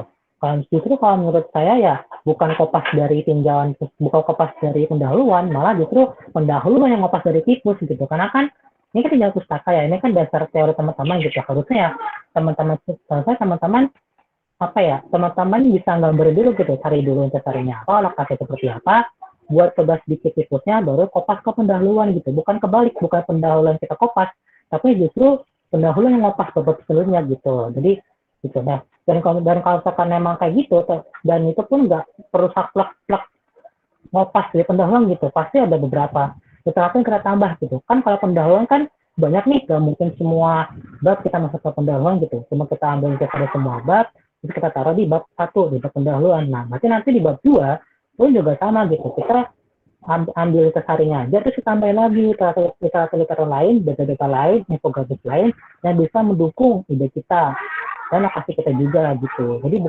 kayak gitu sih Mbak Desi. Jadi bukan kita ngopas pendahuluan, tapi harusnya pendahuluan yang kita ngopas ke pendahuluan kakak gitu sih.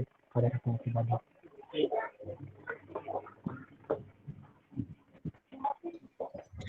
Baik, sudah terjawab Mas Reza. Buat teman-teman yang lain mungkin ada pertanyaan?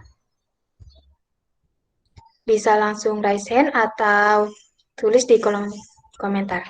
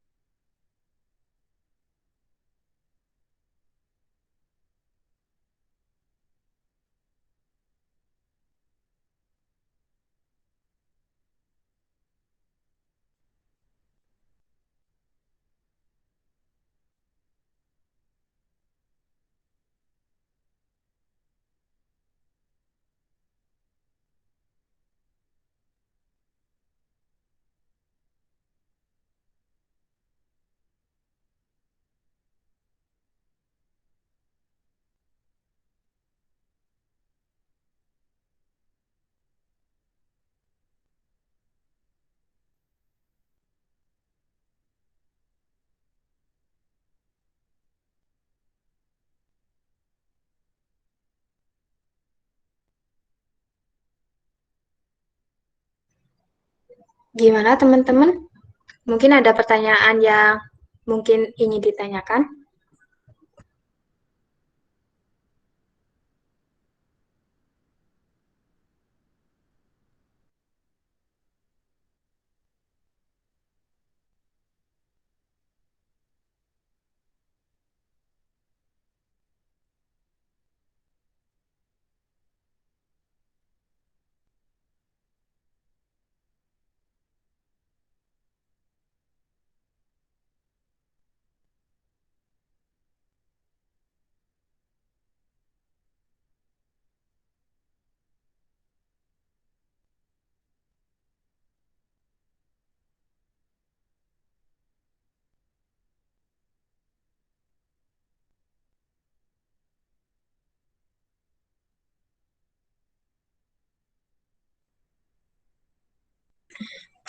Buat teman-teman yang ingin bertanya bisa langsung raise hand atau tulis di kolom chat ya.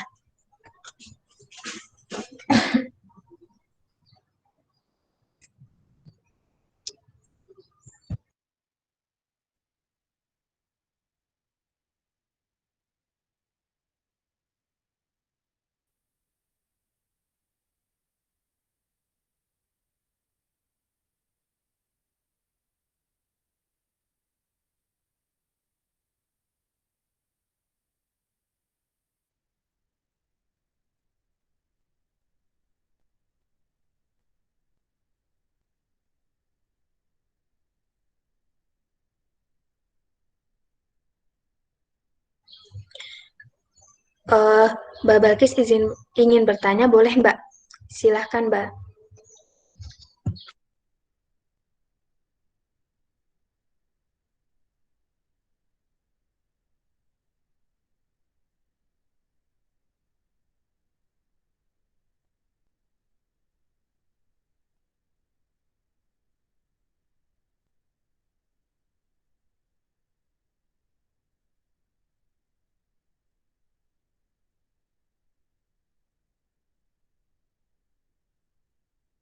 Iya, izin bertanya lagi Mbak ke Mas Reza.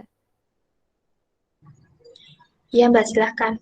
Iya, jadi kan tadi ada sarannya juga untuk rajin baca buku tentang metodologi gitu ya. Nah, ada rekomendasi nggak dari Mas Reza sendiri untuk buku metodologi atau buku-buku yang berkaitan tentang kepenulisan gitu? Karena kalau dari apa untuk penulisan gini tuh saya masih belum tahu ya kayak holy book itu yang mana gitu kalau misalnya kita buat kebahasaan atau dan lain-lain kan kita ada KBBI terus ada Webi gitu kan. Nah tapi kalau misalnya untuk penulisan ini tuh kayak bener-bener sumber bukunya tuh dari mana yang terpercaya gitu. Terima kasih.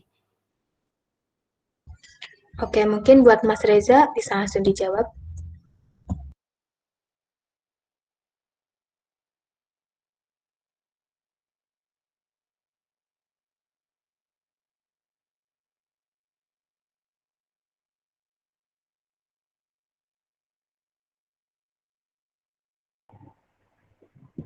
Selesai ada ya.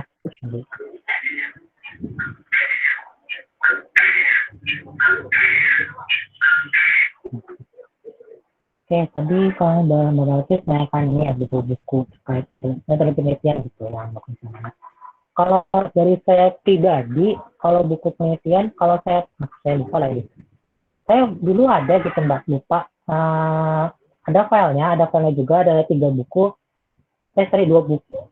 Iya, 2 sampai 3 buku. Yang pertama itu buku metodologi penelitian, itu karangan siapa saya juga lupa, nanti saya coba cari. Sama 2 buku ini saya buku hard, tapi itu buku tentang ini, tentang tulis ilmiah secara utuh gitu, tentang bagaimana menulis KTS secara utuh. Itu saya pernah baca, tapi lumayan bagus. Cuman kalau ada bukunya di Purwokerto sih ya, bukunya lagi di kosan, terus saya lagi di Bekasi, jadi agak lupa gitu untuk bacanya apa. Cuma nanti kalau ada bukunya saya coba kirim ke panitia gitu. Nah, buat yang software kalau ada coba kirim ke panitia, nanti yang buat hard judulnya apa saya coba kasih tahu ke Mbak Bagus gitu ya Mbak. Soalnya saya agak sedikit lupa gitu loh buat judulnya gitu. Soalnya ya bukunya lagi di kosan gitu. Tapi kalau soft misalnya masih ada gitu Mbak. Maaf ya kalau misalkan emang agak lupa sih kalau misalkan harus apa judulnya apa gitu. Bukan judulnya itu tentang trik menulis tulis ilmiah gitu dengan benar-benar, kalau nggak salah itu yang buku yang hardnya. Cuman kalau softnya ya buku metodologi penelitian aja ya, buku metodologi penelitian gitu sih kalau buku yang pernah saya baca.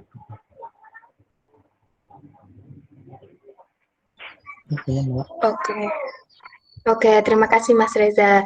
Begitu Mbak Balkis, gimana?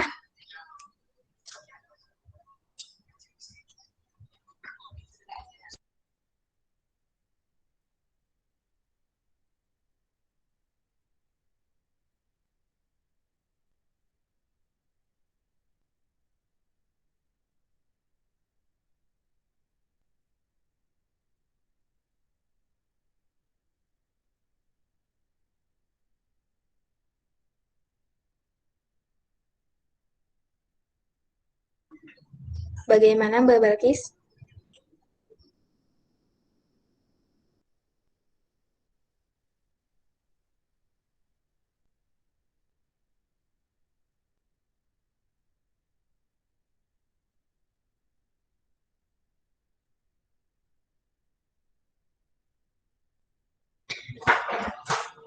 Baik.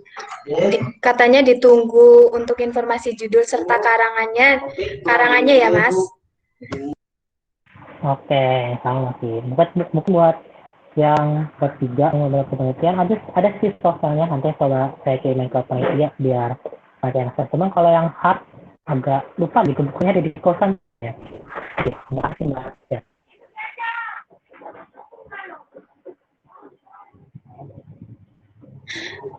Oke, buat teman-teman, apakah masih ada pertanyaan lagi?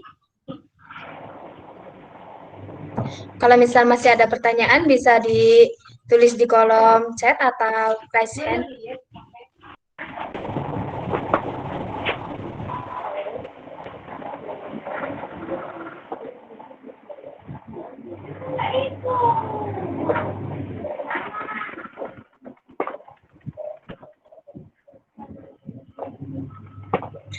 Oke, buat Mas Haris cukup. Buat yang lain gimana?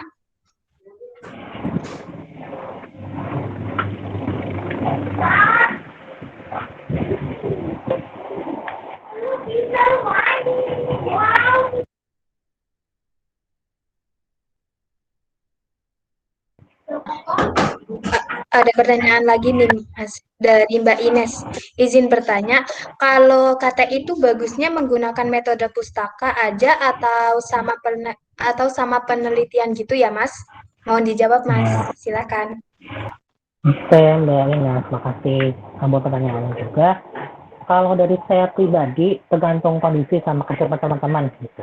Kalau misalkan emang teman-teman siap buat melakukan penelitian di lab gitu, atau bukan di lapangan, ya saran saya teman-teman bisa gitu menggunakan metode yang teman-teman sanggup, teman-teman sanggup, boleh gitu lebih baik menggunakan hasil atau metode penelitian, sebenarnya penelitian gitu, baik di lab ataupun tadi deskriptif gitu, karena hasilnya pun akan lebih akurat gitu, dan itu pun apa ya, menurut saya juga lebih bagus juga gitu. Contoh mungkin tadi kalau misalkan teman-teman buat alat gitu kan, kalau alat yang belum jadi ya, itu kan bagusnya dibuat dulu gitu, baru nanti di KTI kan gitu, atau mungkin dilombakan lah gitu, itu bagus banget. Baik, nanti teman-teman ketika ditanya juri kelemahan alatnya apa, terus mungkin bagusnya apa, kurangnya apa, bahan bakar dari apa, itu teman-teman bisa jawab gitu alatnya, karena teman-teman membuat langsung gitu penelitiannya atau mungkin alatnya.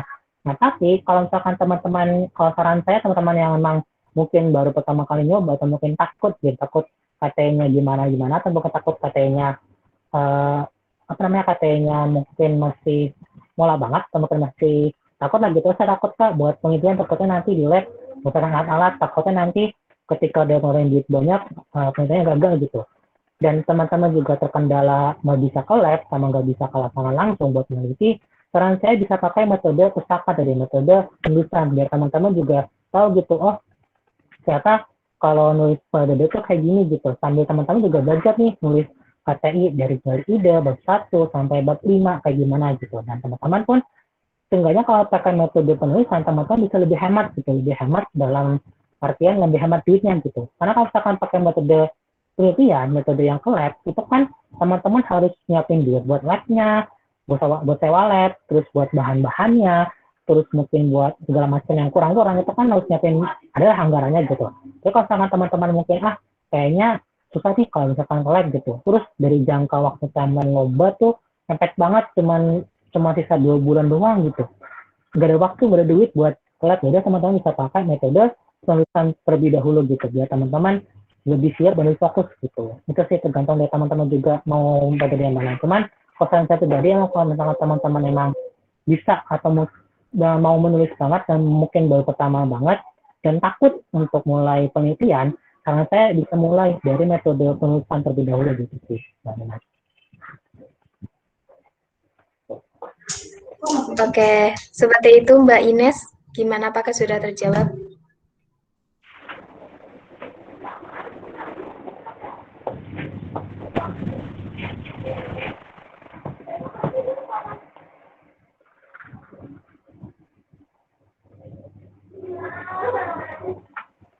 Oke, Mbak.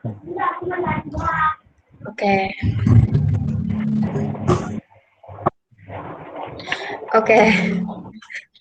Satu lagi mungkin ya Mas, pertanyaan dari Mas Haris. Kapan KTI kita bagusnya untuk bab 3 itu menggunakan metode penelitian atau metode pustaka? Bisa jadi kan ide kita emang bisa diimplementasikan, yang mana artinya itu menggunakan metode penelitian. Tapi di sisi lain kita melihat pustaka sebagai bahan rujukan. Mohon pencerahannya Mas. Mungkin dari Mas Reza bisa langsung dijawab. Oke, betul, dapat. Coba nanti kalau misalkan saya salah, ini lagi yang Mas Haris gitu. Bagus semua pertanyaan juga. Kapan sih kita harus bisa gunain bab 3 yang metode penelitian atau bab ketiga yang metode penulisan gitu. Kalau saran saya yang pertama dulu adalah lihat jangkau lombanya gitu. Kan banyak banget nih lomba karya tulis ilmiah yang kalau bisa dibilang tuh dadakan dalam artian lombanya itu baru di-share 2 atau 3 bulan sebelum kita laksanain sebelum kita buat apa-apa gitu kan. Ketika kita pengen lomba KTI banget, tapi waktunya timeline-nya itu cuman 2 sampai 3 bulan doang, terus teman-teman baru mulai dari nol, itu kan agak, kalau pakai metode penelitian sih bisa aja. Tapi kalau menurut saya, apakah dari teman-teman yakin dulu nih, apakah ketika waktu penelitian itu penelitiannya sanggup nggak selama menyelesaikan penelitian sama ngerjain KTI-nya gitu. Kan kalau bikin KTI kan ada juga nih KTI yang harus bikin abstraknya dulu, kirim abstrak dulu.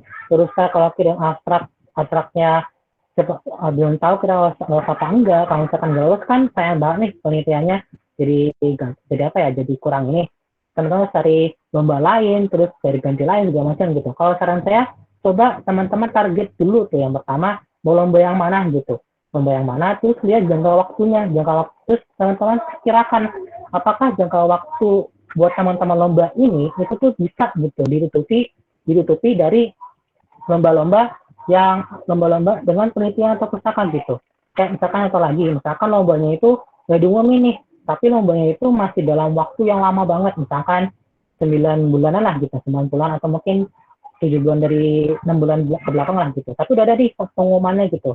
Nah, teman-teman itu bisa gitu melakukan penelitian dulu di sana, penelitian dulu, dan lombanya nanti tinggal bikin apa sih macam. Jadi teman-teman udah punya target gitu. Karena menurut saya, kalau misalkan teman-teman mau fix pakai metode penelitian, tapi ketika di kalau lomba 7 udah ngirim abstraknya gagal, terus ketika mau abstraknya lolos, tapi ketika mau ngirim full paper, penelitiannya belum selesai gitu, itu kan agak masalah juga gitu. Jadi kalau menurut saran saya sih, teman-teman coba dulu lihat lombanya gitu. Atau teman-teman kalau misalkan emang mau kekeh pakai metode penelitian, saya pengen penelitian nih gitu, pengen buat penelitian.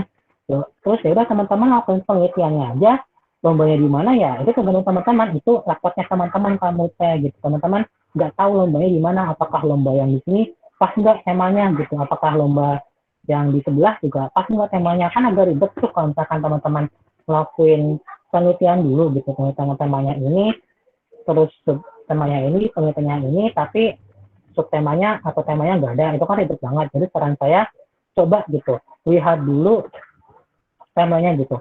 Kalau misalkan kapan bagusnya ya balik lagi gitu. Sorry.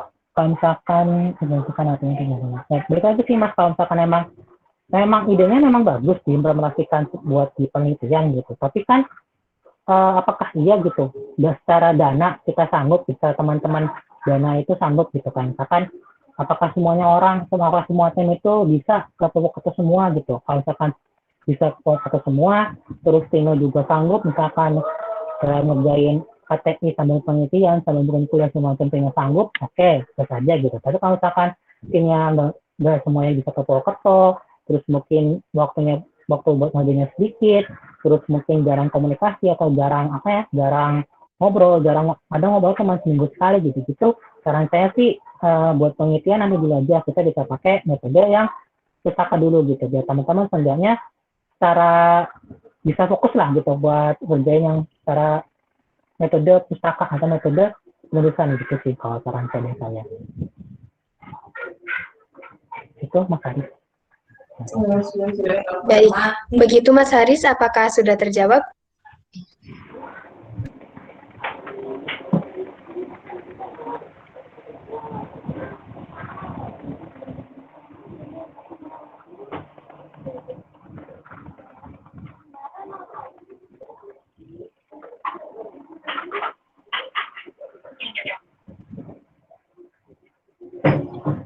Bagaimana Mas Haris?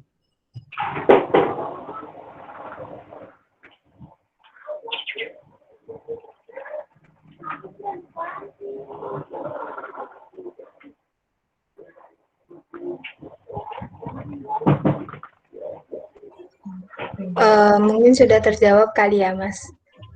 Karena waktu sesi tanya jawab juga udah habis. Mungkin buat teman-teman yang mau bertanya tapi belum sempat, bisa langsung nanti ditanyakan di luar forum ya. Nah, terima kasih buat pertanyaan-pertanyaan yang cukup bagus, dan terima kasih juga buat Mas Reza atas jawabannya. Untuk sesi selanjutnya yaitu sesi foto bersama.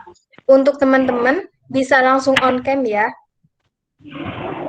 untuk dokumentasi. Ya, angkanya.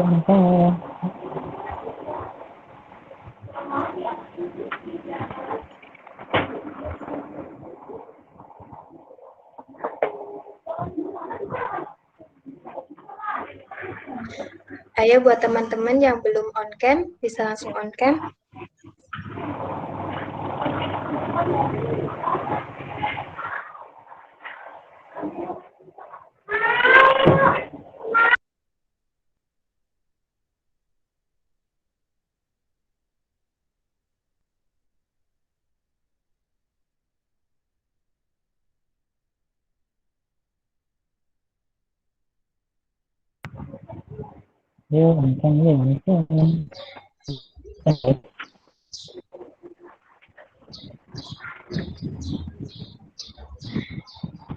Buat Nuk, apa udah pada on cam belum Nuk?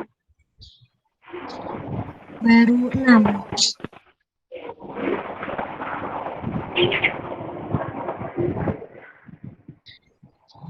Ayo buat yang lain yang belum on cam bisa langsung on cam.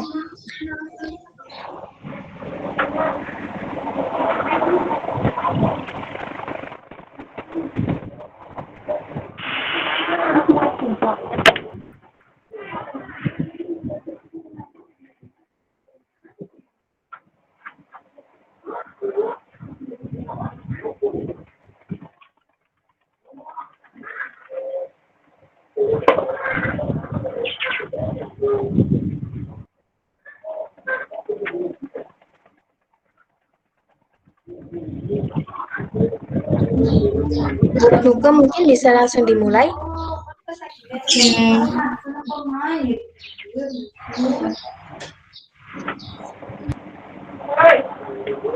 Satu, dua, tiga. Ya, 1, 2, 3.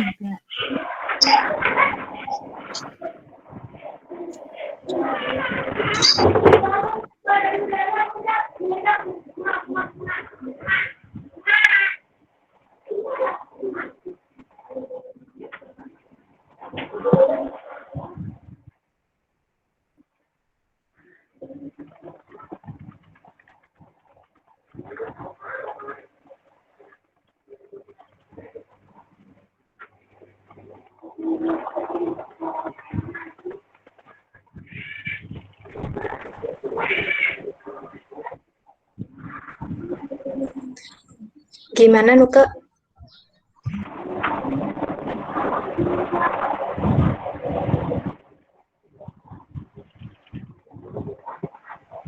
Adek, taruh di dulu, kamu makan dulu, Adek.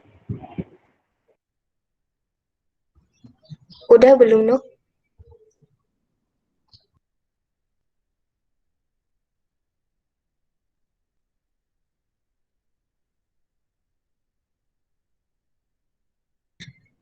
Oh iya, buat teman-teman yang belum ngisi presensi, bisa langsung segera ngisi ya di kolom chat.